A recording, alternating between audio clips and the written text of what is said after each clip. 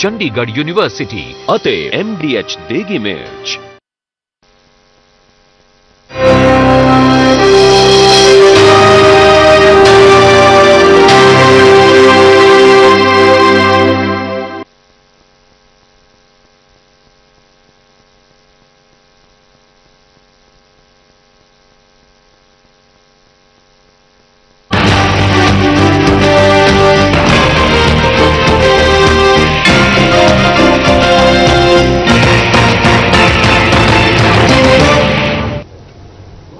स्वागत है PTC news ਦੇ ਵਿੱਚ ਸਾਰੇ ਦਰਸ਼ਕਾਂ ਦਾ ਤੇ ਮੈਂ ਹਰਪ੍ਰੀਤ ਸਿੰਘ ਵਿਚਾਰ ਤਕਰਾਰ ਲੈ ਕੇ ਇੱਕ ਵਾਰ ਫਿਰ ਤੋਂ ਤੁਹਾਡੇ ਸਾਹਮਣੇ ਹਾਜ਼ਰ ਹਾਂ। ਜ਼ਿੰਦਗੀ ਸਵਾਰਨ ਦੇ ਸੁਨਹਿਰੇ ਸੁਪਨੇ ਲੈ ਕੇ ਲੱਖਾਂ ਨੌਜਵਾਨ ਕੈਨੇਡਾ ਤੇ ਅਮਰੀਕਾ ਵਰਗੇ ਮੁਲਕਾਂ ਦੇ ਵਿੱਚ ਜਾਂਦੇ ਨੇ ਤਾਂ ਜੋ ਉਹ ਆਪਣੀ ਤੇ ਆਪਣੇ ਪਰਿਵਾਰ ਦੀ ਜੂਨ ਸੁਧਾਰ ਸਕਣ।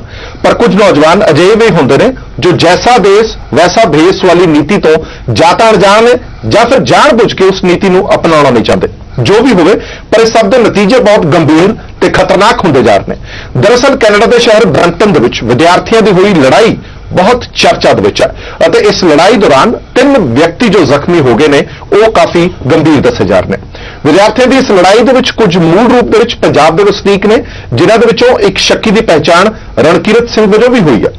ਦੱਸਣਯੋਗ ਹੈ ਕਿ 20 ਜੂਨ ਦੀ ਰਾਤ ਨੂੰ ਲਗਭਗ 11 ਵਜੇ ਕੈਨੇਡਾ ਦੇ ਸ਼ਹਿਰ ਬ੍ਰੈਂਪਟਨ ਦੇ ਵਿੱਚ ਕੁਝ ਨੌਜਵਾਨ ਜੋ ਕਿ ਵਿਦਿਆਰਥੀ ਸਨ ਉਹਨਾਂ ਨੇ ਇੱਕ ਪ੍ਰਾਪਰਟੀ ਡੀਲਰ ਤੇ ਉਸਦੇ 2 ਸਾਥੀਆਂ ਨੂੰ ਬੁਰੀ ਤਰ੍ਹਾਂ ਦੇ ਨਾਲ ਕੁੱਟ ਦਿੱਤਾ। ਜਾਣਕਾਰੀ ਇਹ ਮਿਲੀ ਹੈ ਕਿ ਇਹਨਾਂ ਵਿਦਿਆਰਥੀਆਂ ਨੇ ਇੱਕ ਘਰ ਕਿਰਾਏ ਤੇ ਲੈਣ ਲਈ ਪ੍ਰਾਪਰਟੀ ਡੀਲਰ ਨੂੰ ਚੈੱਕ ਦਿੱਤਾ ਸੀ ਪਰ ਮਕਾਨ ਮਾਲਕ ਨੇ ਵਿਦਿਆਰਥੀਆਂ ਨੂੰ ਘਰ ਕਿਰਾਏ ਤੇ ਦੇਣ ਤੋਂ ਸਾਫ਼ ਮਨਾ ਕਰ ਦਿੱਤਾ। ਇਸ ਮਗਰੋਂ ਇਹ ਝਗੜਾ ਇੰਨਾ ਵੱਧ ਗਿਆ ਕਿ ਚੈੱਕ ਵਾਪਸ ਲੈਣ ਦੇ ਬਹਾਨੇ ਇਹਨਾਂ ਨੌਜਵਾਨਾਂ ਨੇ ਪ੍ਰਾਪਰਟੀ ਡੀਲਰ ਨੂੰ ਇੱਕ ਖਾਸ ਥਾਂ ਤੇ ਬੁਲਾਇਆ। ਪ੍ਰਾਪਰਟੀ ਡੀਲਰ ਆਪਣੇ 2 ਸਾਥੀਆਂ ਨਾਲ ਉੱਥੇ ਆਇਆ ਅਤੇ 15-20 ਨੌਜਵਾਨਾਂ ਨੇ ਡਾਂਗਾਂ ਤੇ ਬੇਸ ਬੱਲਿਆਂ ਦੇ ਨਾਲ ਉਹਨਾਂ ਤੇ ਹਮਲਾ ਕਰ ਦਿੱਤਾ, ਉਹਨਾਂ ਨੂੰ ਬੁਰੀ ਤਰ੍ਹਾਂ ਜ਼ਖਮੀ ਕਰ ਦਿੱਤਾ। ਇਸ ਹਮਲੇ ਦੀ ਵੀਡੀਓ ਸੋਸ਼ਲ ਮੀਡੀਆ ਤੇ ਬਹੁਤ ਵਾਇਰਲ ਹੋਈ ਜਿਸ ਕਾਰਨ ਕੈਨੇਡੀਅਨ ਸੰਸਦ ਮੈਂਬਰਾਂ ਨੇ ਵੀ ਸਖਤ ਕਦਮ ਚੁੱਕਣ ਦੀ ਚੇਤਾਵਨੀ ਦਿੱਤੀ। ਉਹਨਾਂ ਕਿਹਾ ਕਿ ਅਜਿਹੀਆਂ ਲੜਾਈਆਂ ਦੇ ਵਿੱਚ ਸ਼ਾਮਲ ਅੰਤਰਰਾਸ਼ਟਰੀ ਵਿਦਿਆਰਥੀਆਂ ਨੂੰ ਡਿਪੋਰਟ ਕੀਤਾ ਜਾਏਗਾ। ਬ੍ਰੈਂਪਟਨ ਦੇ ਪੰਜਾਬੀ ਮੂਲ ਦੇ ਸੰਸਦ ਮੈਂਬਰਾਂ ਨੇ ਵੀ ਇਹ ਸਪਸ਼ਟ ਕਰ ਦਿੱਤਾ ਕਿ ਬ੍ਰੈਂਪਟਨ ਦੀ ਸੁਰੱਖਿਆ ਉਹਨਾਂ ਦੀ ਤਰਜੀਹ ਹੈ। ਦੋਸ਼ੀ ਪਾਏ ਜਾਣ ਵਾਲੇ ਕੌਮਾਂਤਰੀ ਵਿਦਿਆਰਥੀਆਂ ਨੂੰ ਡਿਪੋਰਟ ਕਰਨ ਸਮੇਂ ਸਰਕਾਰ ਨਰਮੀ ਨਹੀਂ ਵਰਤੇਗੀ। ਹੁਣ ਵੱਡੀ ਗੱਲ ਇਹ ਹੈ ਕਿ ਸਾਡੀ ਜਿਹੜੀ ਪੰਜਾਬੀ ਕਮਿਊਨਿਟੀ ਜਿਹਨੂੰ ਅਸੀਂ ਵਾਰ-ਵਾਰ ਕਹਿੰਦੇ ਆ ਪੰਜਾਬੀ ਕਮਿਊਨਿਟੀ ਦੇ MP ਕਹਿੰਦੇ ਆ ਜਦੋਂ ਉਹੀ ਇਹ ਸਖਤ ਲਫ਼ਜ਼ਾਂ 'ਚ ਕਹਿ ਰਹੇ ਨੇ ਕਿ ਸਾਡੇ ਲਈ ਬ੍ਰੈਂਪਟਨ ਦੀ ਸੁਰੱਖਿਆ ਬ੍ਰੈਂਪਟਨ ਦੀ ਸ਼ਾਂਤੀ ਸਭ ਤੋਂ ਪਹਿਲਾਂ ਬਾਕੀ ਸਾਰੀਆਂ ਚੀਜ਼ਾਂ ਬਾਅਦ ਦੇ ਵਿੱਚ। ਸੋ ਅਜਿਹੇ ਮਾਹੌਲ ਦੇ ਵਿੱਚ ਜਿਹੜੇ ਉੱਥੇ ਵਿਦਿਆਰਥੀ ਪੜ੍ਹ ਰਹੇ ਨੇ ਉਹ ਕਿਸ ਤਰ੍ਹਾਂ ਪੜ੍ਹ ਸਕਦੇ ਨੇ, ਕਿੰਨੇ ਕੁ ਸੁਰੱਖਿਅਤ ਨੇ, ਉਹਨਾਂ ਦੇ ਭਵਿੱਖ ਤੇ ਕਿਸ ਤਰ੍ਹਾਂ ਦੀ ਤਲਵਾਰ ਲਟਕ ਗਈ ਹੈ ਔਰ ਜਿਨ੍ਹਾਂ ਵਿਦਿਆਰਥੀਆਂ ਨੂੰ ਡਿਪੋਰਟ ਕਰਨ ਦੀ ਗੱਲ ਕੀਤੀ ਜਾ ਰਹੀ ਹੈ 15-20 ਵਿਦਿਆਰਥੀਆਂ ਦਾ ਨਾਮ ਇਸ ਪੂਰੇ ਮਾਮਲੇ 'ਚ ਸ਼ਾਮਲ ਹੋਇਆ। ਅੱਗੇ ਉਹਨਾਂ ਦਾ ਭਵਿੱਖ ਕੀ ਹੋ ਸਕਦਾ, ਕੀ ਸੇਧ ਲੈਣ ਦੀ ਜ਼ਰੂਰਤ ਹੈਗੀ ਹੈ।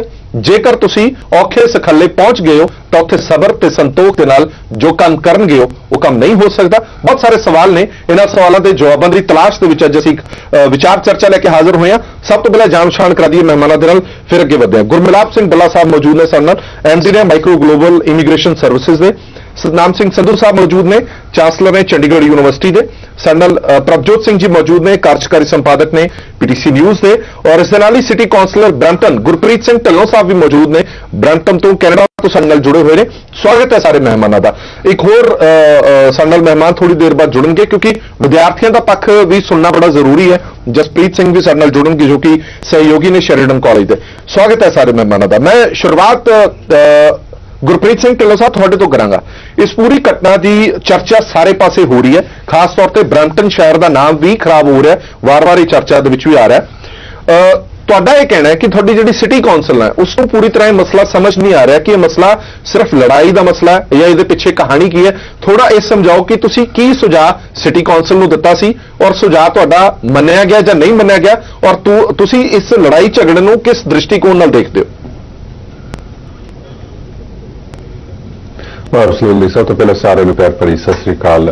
ਪਿਛਲੇ ਹਫ਼ਤੇ ਸਾਡੀ ਕਾਉਂਸਲ ਦੇ ਵਿੱਚ ਡਿਸਕਸ਼ਨ ਹੋਈ ਸੀਗੀ ਕਿ ਇਹ ਸਿਚੁਏਸ਼ਨ ਦਾ ਹੱਲ ਆਪਾਂ ਕਿੱਦਾਂ ਲੱਭ ਸਕਦੇ ਹਾਂ। ਅਨਫੋਰਚੂਨੇਟਲੀ ਸਾਡੀ ਸੀਨੀਅਰ ਸਟਾਫ ਨੂੰ ਪਤਾ ਨਹੀਂ ਸੀਗਾ ਤੇ ਸਾਡੀ ਕਾਉਂਸਲ ਨੂੰ ਨਹੀਂ ਸੀ ਪਤਾ। ਸੋ ਮੈਂ ਇਸ਼ੂ ਨੂੰ ਚੁੱਕਿਆ ਸੀਗਾ ਆਪਣੀ ਕਾਉਂਸਲ ਦੇ ਵਿੱਚ। ਮੈਂ ਕਿਹਾ ਸਾਨੂੰ ਇਮੀਡੀਏਟ ਐਕਸ਼ਨ ਪਲਾਨ ਚਾਹੀਦਾ। ਅਨਫੋਰਚੂਨੇਟਲੀ ਉਹਨਾਂ ਨੇ ਕਿਹਾ ਸਾਨੂੰ ਲੌਂਗ ਟਰਮ ਸਟ੍ਰੈਟਜੀ ਚਾਹੀਦੀ ਹੈ ਜਿਹੜਾ ਹੁਣ ਡਾਇਰੈਕਟਲੀ ਇਸ ਇਸ਼ੂ ਨੂੰ ਅਫੈਕਟ ਨਹੀਂ ਸੀ ਕਰਦਾ। ਸੋ ਉਹਨਾਂ ਨੇ ਲੌਂਗ ਟਰਮ ਸਟ੍ਰੈਟਜੀ ਬਣਾਈ ਸੀਗੀ ਪੂਰੇ ਸਾਡੇ ਇਲਾਕੇ ਵਾਸਤੇ, ਇਕੱਲੇ ਬ੍ਰੈਂਪਟਨ ਵਾਸਤੇ ਨਹੀਂ ਬਾਕੀ ਸ਼ਹਿਰਾਂ ਵਾਸਤੇ ਵੀ ਐਸ ਵੈਲ ਜਿਹੜਾ ਕੈਲਗਨ ਤੇ ਮਿਸੀਸਾਗਾ। ਸੋ ਉਹਨਾਂ ਨੇ ਬਲੌਕ ਕੀਤਾ ਸੀਗਾ। ਮੈਂ ਓਪਨਲੀ ਸਾਡੀ ਕਾਉਂਸਲ ਦੇ ਵਿੱਚ ਕਿਹਾ ਸੀਗਾ ਕਿ ਤੁਸੀਂ ਕਮਿਊਨਿਟੀ ਨੂੰ ਜਾਣਦੇ ਨਹੀਂਗੇ and at the same time ਤੁਸੀਂ ਇਗਨੋਰ ਕਰ ਰਹੇ ਹੋ ਕਿ ਹੰਡਰਡਸ ਐਂਡ ਹੰਡਰਡਸ ਆਫ ਲੋਕਾਂ ਨੇ ਪ੍ਰੋਟੈਸਟ ਕੀਤਾ ਸੀਗਾ ਤੇ ਮੇਰੇ ਖਿਆਲਾਂ ਦੇ ਵਿੱਚ ਜਿਹੜੀ ਮਿਊਨਿਸਪੈਲਿਟੀ ਹੁੰਦੀ ਹੈ ਉਹਨਾਂ ਦਾ ਫਰਸਟ ਐਂਡ ਫੋਰਮੋਸਟ ਪ੍ਰਾਇੋਰਟੀ ਆਪਣੇ ਲੋਕਾਂ ਦੀ ਪਬਲਿਕ ਸੇਫਟੀ ਹੋਣੀ ਚਾਹੀਦੀ ਹੈ ਜੀ। ਅੱਛਾ, ਇੱਕ ਹੋਰ ਗੱਲ ਦੱਸੋ, ਜਿਹੜੀ ਤੁਸੀਂ ਗੱਲ ਕਰ ਰਹੇ ਹੋ ਕਿ ਲੌਂਗ ਟਰਮ ਉਹ ਸਕੀਮਸ ਬਣਾ ਰਹੇ ਨੇ ਜਦਕਿ ਜ਼ਰੂਰਤ ਹੈ ਕਿ ਤੁਰੰਤ ਐਕਸ਼ਨ ਲਿਆ ਜਾਵੇ, ਤੁਸੀਂ ਕਿਹੜਾ ਸੁਝਾਅ ਅਜਿਹਾ ਦਿੱਤਾ ਸੀਗਾ ਜਿਹੜਾ ਤੁਰੰਤ ਇਫੈਕਟੇਬਲ ਸੀਗਾ? ਐਬਸੋਲੂਟਲੀ ਮੈਂ ਉਸ ਮਤੇ ਦੀ ਮੈਂ ਅਮੈਂਡਮੈਂਟ ਪੇਸ਼ ਕੀਤੀ ਸੀਗੀ ਜਿਹੜੀ ਇਹਨਾਂ ਨੇ ਬਲੌਕ ਕੀਤੀ ਸੀਗੀ। 3 ਪਾਰਟ ਸੀਗੇ। ਨੰਬਰ 1 ਮੈਂ ਕਿਹਾ ਇਮੀਡੀਏਟ ਐਕਸ਼ਨ ਹੋਣਾ ਚਾਹੀਦਾ ਟੂ ਐਡਰੈਸ ਜਿਹੜੀ ਵਾਇਲੈਂਸ ਹੈ, ਜਿਹੜੀ ਨਿਊਸੈਂਸ ਹੈ, ਜਿਹੜੀਆਂ ਲੜਾਈਆਂ ਤੇ ਲਾਊਡ ਮਿਊਜ਼ਿਕ ਇਹ ਲਾਉਂਦੇ ਨੇ। And number 2 was third part of that was ਜਿਹੜੇ 15-20 ਜਣੇ 25 ਜਣੇ ਆਪਣੇ ਜਿਹੜੇ ਬੱਚੇ ਨੇ ਉਹ ਇੱਕ ਘਰ 'ਚ ਰਹਿੰਦੇ ਨੇ। ਸਾਡਾ ਫੋਕਸ ਕਿ ਬੱਚਿਆਂ ਨੂੰ ਪ੍ਰੋਟੈਕਟ ਕਰਨਾ। ਅਸੀਂ ਕਿਸੇ ਦੇ ਪੁਆਇੰਟ ਨਹੀਂ ਕਰਨ ਦੇ ਕਿ ਕੋਈ ਪਾਰਟਿਕੂਲਰ ਗਰੁੱਪ ਗਲਤ ਹੈ। We want to make sure ਕਿ ਇਹ ਬੱਚੇ ਸੇਫ ਨੇ। ਸੋ ਜਿਹੜਾ ਦੂਜਾ ਪਾਰਟ ਸੀਗਾ ਅਸੀਂ ਕਿ ਚਿੱਠੀ ਭੇਜਣੀ ਆਪਣੇ ਪ੍ਰੋਵਿੰਸ ਨੂੰ, ਨਵੀਂ ਇਲੈਕਟਡ ਜਿਹੜੀ ਗਵਰਨਮੈਂਟ ਉਹਨਾਂ ਨੂੰ ਕਹਿਣ ਵਾਸਤੇ ਕਿ ਜਿਹੜੇ ਪ੍ਰਾਈਵੇਟ ਕਾਲਜਿਸ ਜਿਹੜੇ ਟਿਊਸ਼ਨ ਲੈ ਲੈਂਦੇ ਨੇ ਪਰ ਅਟੈਂਡੈਂਸ ਨਹੀਂ ਲੈਂਦੇ ਉਹ ਬੰਦ ਹੁਣ ਕਰਨੇ ਚਾਹੀਦੇ ਆ। ਜਿਹੜਾ ਤੀਜਾ ਪਾਰਟ ਸੀਗਾ ਅਸੀਂ ਕਿਹਾ ਕਿ ਜਿਹੜੀ ਪੁਲਿਸ ਹੈ ਪੀਲ ਰੀਜਨਲ ਪੁਲਿਸ ਉਹਨਾਂ ਨੂੰ ਰਾਈਟ ਅਵੇ ਇਮੀਡੀਏਟਲੀ ਸਾਨੂੰ ਅਪਡੇਟ ਦੇਣੀ ਚਾਹੀਦੀ ਹੈ।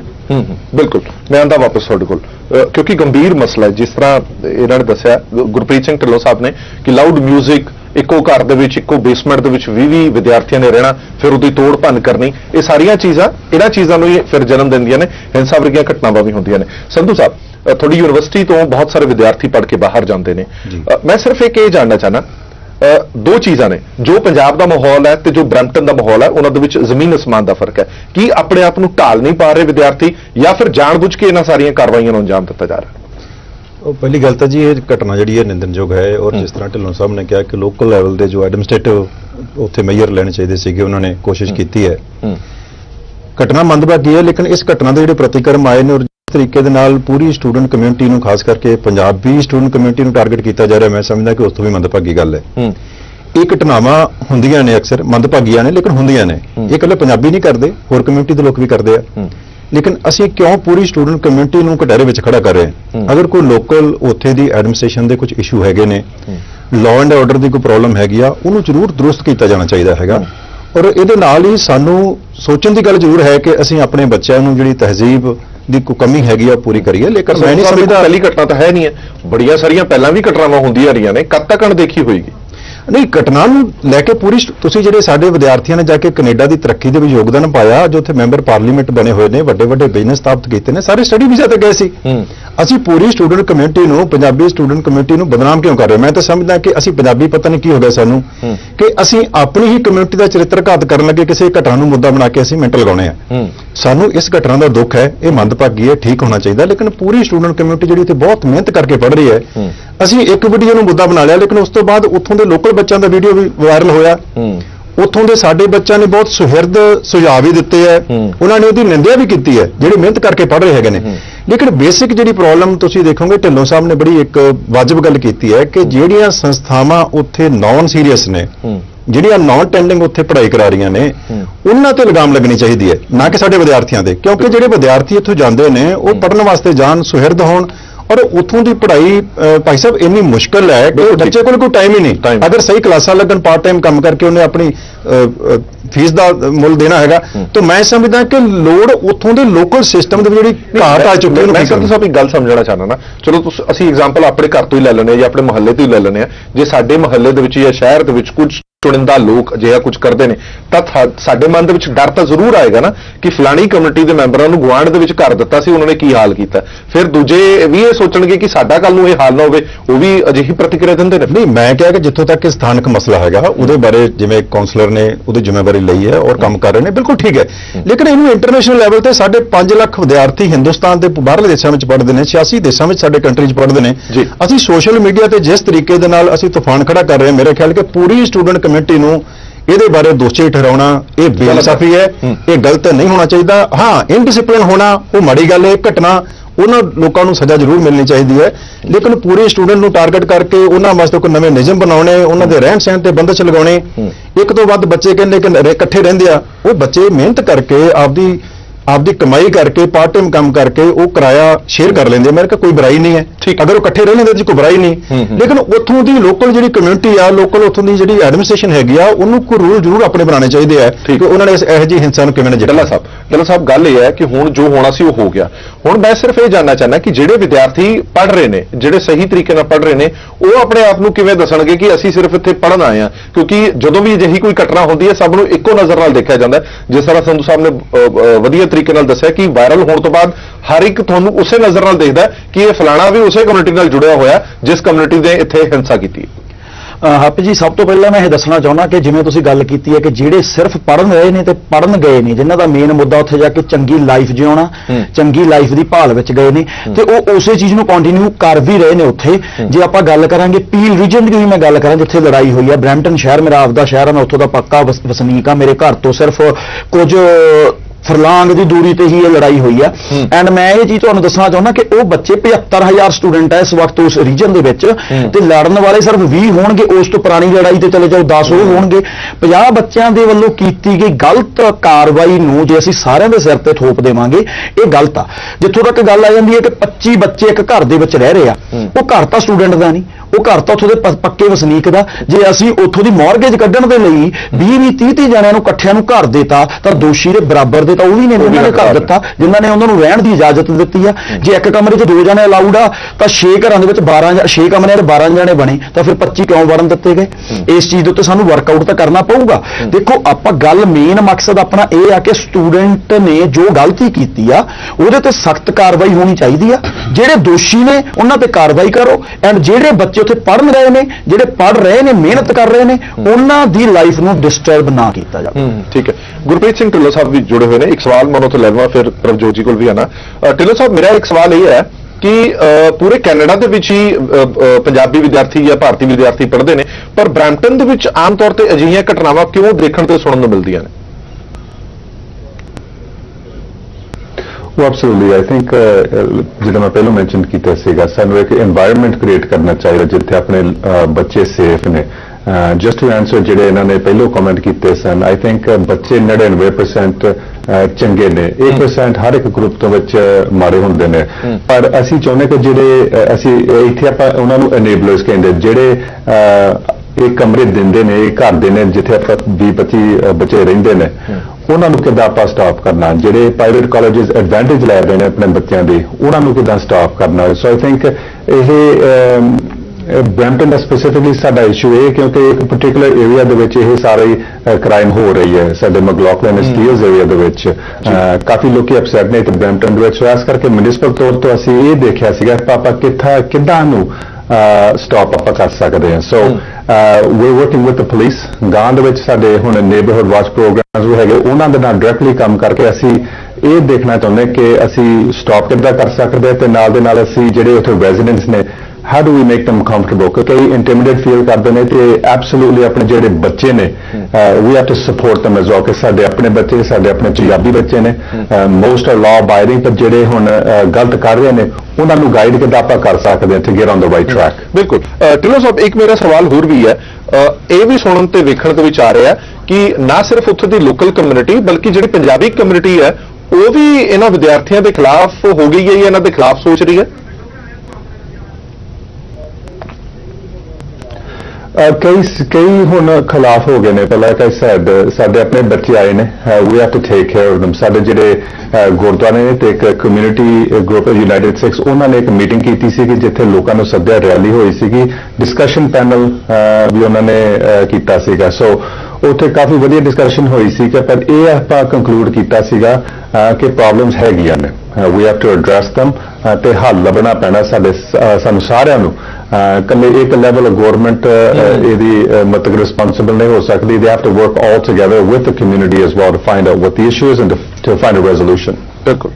ਪ੍ਰਭਜੋਤ ਜੀ, ਇੱਕ ਸਵਾਲ ਮੈਂ ਤੁਹਾਡੇ ਤੋਂ ਪੁੱਛਣਾ ਚਾਹਨਾ, ਜਿਹੋ ਜਿਹੇ ਹਾਲਾਤ ਜਾਂ ਜਿਹੋ ਜਿਹੀਆਂ ਘਟਨਾਵਾਂ ਅਜਿਹੀਆਂ ਦੇਖੀਆਂ ਨੇ, ਕੁਝ ਸਮਾਂ ਪਹਿਲਾਂ ਆਸਟ੍ਰੇਲੀਆ ਦੇ ਵਿੱਚ ਵੀ ਅਜਿਹੀਆਂ ਕੁਝ ਘਟਨਾਵਾਂ ਹੋਈਆਂ ਸੀਗੀਆਂ, ਜਿਸ ਤੋਂ ਬਾਅਦ ਭਾਰਤੀ ਵਿਦਿਆਰਥੀਆਂ, ਖਾਸ ਤੌਰ ਤੇ ਪੰਜਾਬੀ ਵਿਦਿਆਰਥੀਆਂ ਦੀ ਵੀ ਕੁੱਟਮਾਰ ਹੋਈ ਸੀ, ਉਹ ਵੀ ਹਿੰਸਾ ਦਾ ਸ਼ਿਕਾਰ ਹੋਏ ਸੀਗੇ।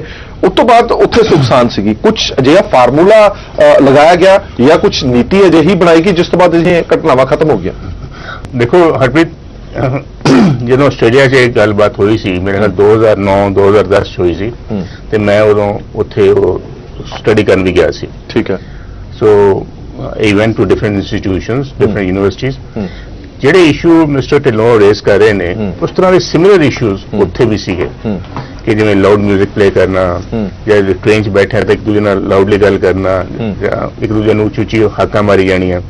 ਸੋ ਇੱਕ ਤਾਂ ਸੁਸਾਇਟੀ ਜਿਹੜੀ ਹੈ, ਉਹ ਲੋਕਲ ਸੁਸਾਇਟੀ ਇਸ ਚੀਜ਼ ਨੂੰ ਥੋੜਾ ਜਿਹਾ ਚੰਗਾ ਨਹੀਂ ਸਮਝਦੀ ਸੀ, ਤੇ ਉਹ ਈਜ਼ੀਲੀ ਆਇਡੈਂਟੀਫਾਈਏਬਲ ਹੋ ਜਾਂਦੇ ਸੀ ਕਿ ਇਹ ਇੰਡੀਅਨਸ ਹੀ ਹੋਣਗੇ ਜਿਹੜੇ ਇਦਾਂ ਮਿਊਜ਼ਿਕ ਲਾਉਂਦੇ ਨੇ, ਟ੍ਰੇਨ 'ਚ ਇਦਾਂ ਬਿਹੇਵ ਕਰਦੇ ਨੇ, ਔਰ ਆਪਣੀ ਜਿਹੜੀ ਪ੍ਰੋਸਪੈਰਿਟੀ ਆ ਉਹਨੂੰ ਬੜੇ ਵਲਗਰ ਢੰਗ ਨਾਲ ਚੰਗੇ ਚੰਗੇ ਫੋਨ ਡਿਸਪਲੇ ਕਰਦੇ ਨੇ, ਲੋਕਾਂ ਨੂੰ ਬਾਕੀਆਂ ਨੂੰ ਜੈਲਸ ਕਰਦੇ ਨੇ। ਮਤਲਬ ਇਸ ਤਰ੍ਹਾਂ ਦੀਆਂ ਗੱਲਾਂ 'ਚ ਉਹ ਰਿਐਕਟ ਹੁੰਦੇ ਸੀ।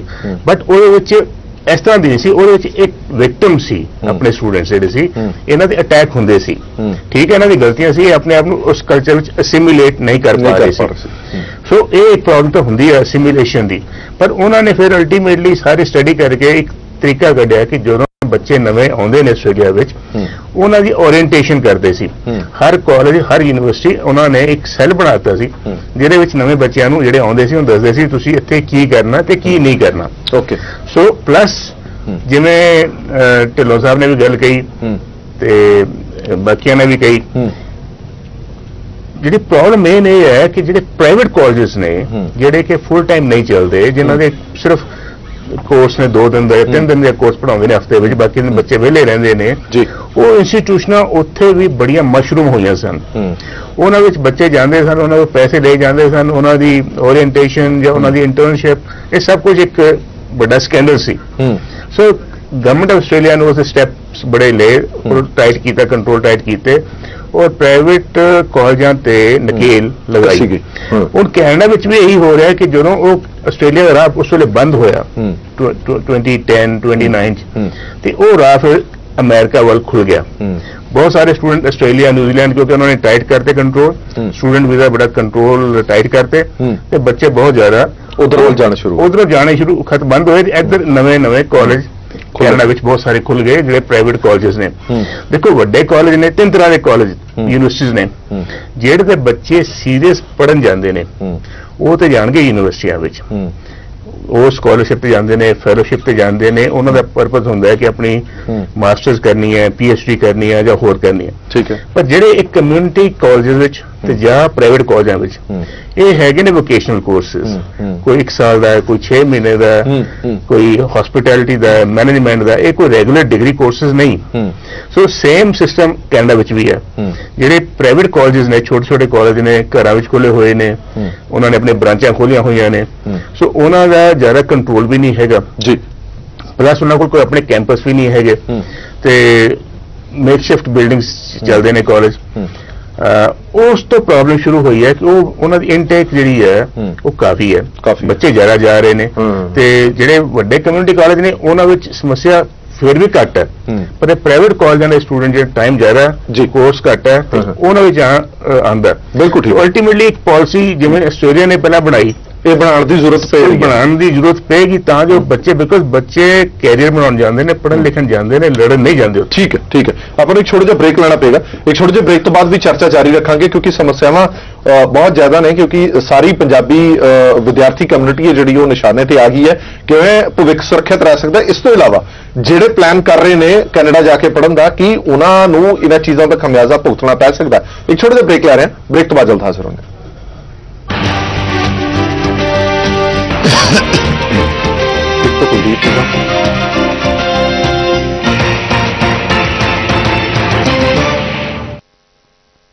ਲੱਖਾਂ ਕਿਸਾਨਾਂ ਨੇ ਅਪਣਾਇਆ ਹੈ ਡਿਊਪੋਂ ਫਟੈਰਾ, ਜੋ ਦੇਵੇ ਤਣਾ ਛੇਦਕ ਉਤੇ ਲੰਮੇ ਸਮੇਂ ਦਾ ਨਿਯੰਤਰਣ, ਬਿਹਤਰ ਕੱਲੇ ਅਤੇ ਵੱਧ ਉਪਜ। ਡਿਊਪੋਂ ਫਟੈਰਾ, ਕਣ ਕਣ ਵਿੱਚ ਕ੍ਰਾਂਤੀ। हमेशा लोग मुझे अपने कम्प्लेक्शन को लेके जज करते थे और इसी वजह से मुझे अपने कॉलेज बैंड में चांस नहीं मिला। क्या? जिसके रंग को मिला हमेशा जीवन में अपमान, अब उसकी आवाज के रंग में डूबेगा पूरा हिंदुस्तान। आ रही है कृष्णा कली लेकर मौसम म्यूजिक का 7 जुलाई से शनिवार रविवार रात 8 बजे सोनी पर।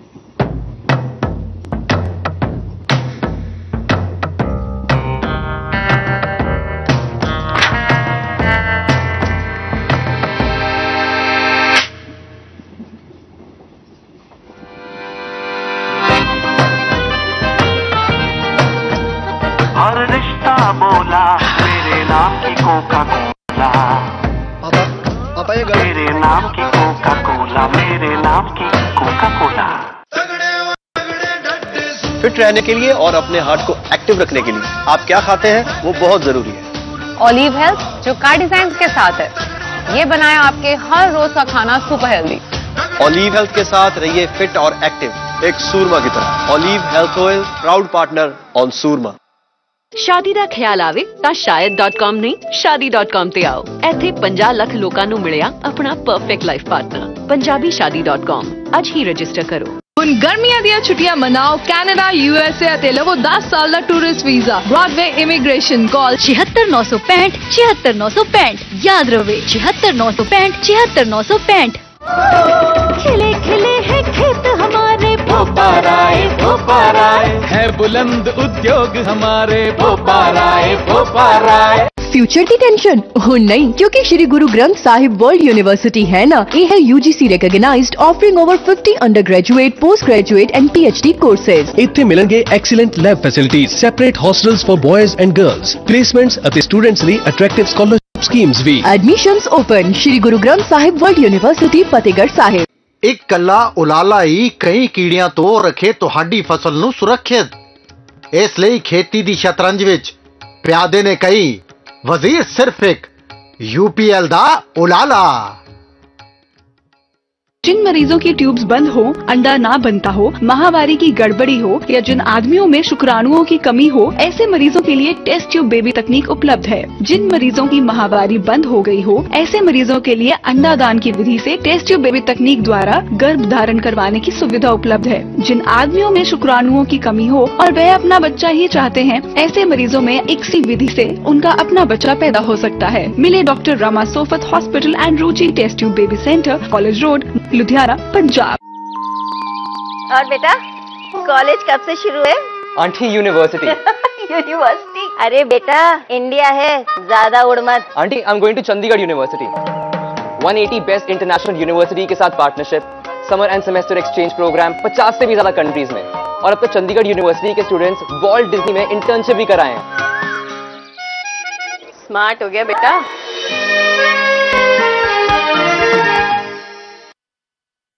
नया ओरल बी टूथब्रश अब नीम के साथ। नीम की अद्भुत खूबियों से प्रेरित ओरल बी ने बनाया इंडिया का पहला टूथब्रश, जिसके हर ब्रिसल में है नीम के तत्व जो दांतों में छिपे बैक्टीरिया को साफ करें। ट्राई करें ओरल बी।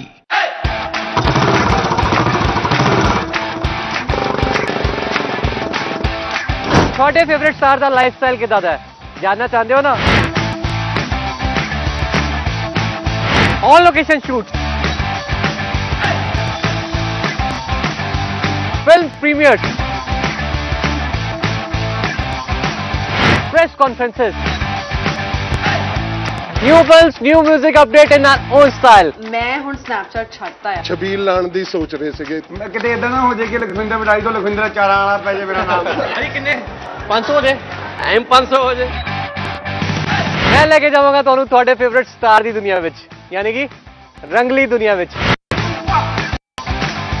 बल्ला साहब सबकी फोटो लेते हैं और कहते हैं अरे देखो तुम्हारा फोटो मैंने लिया, लाओ तुम्हारा नंबर, तुम्हारा फोटो भेज दूं।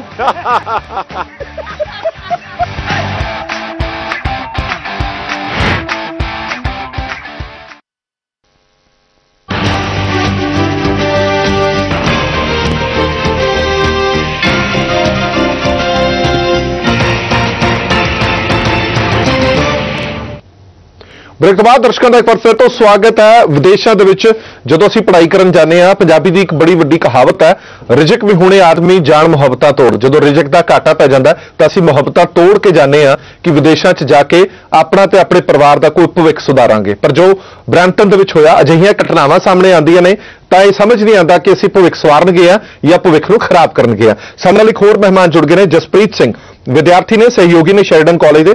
ਸਵਾਗਤ ਹੈ ਜਸਪ੍ਰੀਤ ਤੁਹਾਡਾ ਵੀ। ਜਸਪ੍ਰੀਤ ਸਿੰਘ, ਮੈਂ ਤੁਹਾਡੇ ਤੋਂ ਇੱਕ ਸਵਾਲ ਪੁੱਛਣਾ ਚਾਹਨਾ, ਕਿਉਂਕਿ ਬਾਕੀ ਤਰ੍ਹਾਂ ਦੇ ਤਾਂ ਸਾਰੇ ਮਸਲੇ ਆ ਗਏ, ਤੁਹਾਡਾ ਜਿਹੜਾ ਹਿੱਸਾ ਹੈਗਾ ਉਹ ਸੁਣਨਾ ਬੜਾ ਜ਼ਰੂਰੀ ਹੈਗਾ। ਪੱਖ ਕੀ ਹੈ ਤੁਹਾਡਾ? ਇਹ ਜਿਹੜੀ ਘਟਨਾ ਹੋਈ ਹੈ, ਇਸ ਘਟਨਾ ਨੂੰ ਸਾਰੇ ਹੀ ਪੰਜਾਬੀ ਵਿਦਿਆਰਥੀ ਸੰਗਠਨ ਨਾਲ ਜੋੜ ਕੇ ਦੇਖਿਆ ਜਾ ਰਿਹਾ ਹੈ ਕਿ ਇਹਨਾਂ ਦੀ ਛਵੀ ਹੈ ਜਿਹੜੀ ਇਸੇ ਤਰ੍ਹਾਂ ਦੀ ਹੈ, ਲਾਊਡ ਮਿਊਜ਼ਿਕ ਸੁਣਨਾ, ਲੜਨਾ ਝਗੜਨਾ, ਸ਼ੋਅ ਆਫ ਕਰਨਾ। ਕਿ ਅਜਿਹੇ ਨੇ ਉੱਥੇ ਪੜਨ ਵਾਲੇ ਵਿਦਿਆਰਥੀ? ਹਾਂਜੀ, ਸਭ ਤੋਂ ਪਹਿਲਾਂ ਜੀ ਮੈਨੂੰ ਲਗਭਗ 3 ਸਾਲ ਹੋ ਗਏ ਜੀ ਇੱਥੇ ਆਇਆ ਨੂੰ, ਹਨਾ। ਤੇ ਹੁਣ ਵੀ ਮੈਂ 3rd ਈਅਰ ਦਾ ਸਟੂਡੈਂਟ ਆ। ਪਰ ਜਿੱਦਾਂ ਜੇ ਹਿਸਾਬ ਨਾਲ ਕੋਈ ਰੇਸਿਜ਼ਮ ਵਾਲੀ ਗੱਲ ਜਿਵੇਂ ਆਪਾਂ ਕਹਿੰਦੇ ਆ, ਮੇਰੇ ਨਾਲ ਹੁਣ ਤੱਕ ਏਦਾਂ ਨਹੀਂ ਹੋਈ ਹੈਗੀ। ਤੇ ਪਰ ਕਾਫੀ ਹਨਾ, ਜਿੱਦਾਂ ਆਪਾਂ ਕਹਿ ਲਈਦਾ ਕਿ 100 ਦੇ ਵਿੱਚ 1-2 ਜਾਣੇ ਹੁੰਦੇ ਆ ਜਿਹੜੇ ਏਰੀਏ ਬਣੇ ਹੋਏ ਕਾਲਜ ਦੇ ਆਸ-ਪਾਸ, ਜਿੱਥੇ ਬੱਚੇ ਮਹਿੰਗੀਆਂ ਗੱਡੀਆਂ ਲੈ ਕੇ ਘੁੰਮਦੇ ਆ, ਉੱਚੀ ਗਾਣੇ ਵੀ ਨਹੀਂ ਲਾਏ ਹੁੰਦੇ ਹਨਾ। ਕੋਈ ਇਹਦੇ ਵਿੱਚ ਫੁਲਕੋ ਵਾਲੀ ਗੱਲ ਹੈ ਨਹੀਂ ਗੀ, ਉਵੇਂ ਘੁੰਮਦੇ ਉਹਨਾਂ ਕਰਕੇ ਮਾਹੌਲ ਜ਼ਰੂਰ ਖਰਾਬ ਹੁੰਦਾ। ਪਰ ਜੇ ਆਪਾਂ ਸਮਝ ਨਾਲ ਵਰਤ ਕੇ ਹਨਾ ਗੱਲ ਕਰੀਏ ਤੇ ਆਪਾਂ ਇਕੱਲੇ ਉਹਨਾਂ ਕੁਝ ਵਿਦਿਆਰਥੀਆਂ ਕਰਕੇ, ਹਾਲਾਂਕਿ ਉਹ ਵਿਦਿਆਰਥੀ ਵੀ ਨਹੀਂ ਹੁੰਦੇ, ਉਹ ਜਾਂ ਪੜ੍ਹ ਹਟੇ ਹੁੰਦੇ ਆ ਜਾਂ ਉਹ ਕੁਝ ਅਸਾਂ ਪਹਿਲਾਂ ਦੇ ਆਏ ਹੁੰਦੇ ਆ, ਉਹਨਾਂ ਕਰਕੇ ਆਪਾਂ ਸਾਰਿਆਂ ਨੂੰ ਜੇ ਆਪਾਂ ਇੱਕ ਪੂਰਾ ਹਨਾ ਇੱਕ ਕਮਿਊਨਿਟੀ ਬਣਾ ਕੇ ਰੱਖਦੀ ਜੇ ਸਟੂਡੈਂਟਸ ਨੂੰ, ਉਹ ਗੱਲ ਬਿਲਕੁਲ ਗਲਤ ਹੈ। ਜਸਪ੍ਰੀਤ ਇਹ ਗੱਲ ਗਲਤ ਹੈ, ਇਹ ਅਸੀਂ ਕਹਿ ਰਹੇ ਹਾਂ, ਇਹ ਤੁਸੀਂ ਕਹਿ ਰਹੇ ਹੋ, ਇਹ ਅਸੀਂ ਕਹਿ ਰਹੇ ਹਾਂ। ਸਾਡੇ ਨਾਲ ਮਹਿਮਾਨ ਬੈਠੇ ਨੇ, ਉਹ ਸਾਰੇ ਕਹਿ ਰਹੇ ਨੇ ਕਿ ਇਹ ਗੱਲ ਗਲਤ ਹੈ। ਕੁਝ ਕੁ ਲੋਕਾਂ ਵੱਲੋਂ ਕੀਤੇ ਕੰਮਾਂ ਦਾ ਖਮਿਆਜ਼ਾ ਸਾਰਿਆਂ ਨੂੰ ਨਹੀਂ ਭੁਗਤਣਾ ਚਾਹੀਦਾ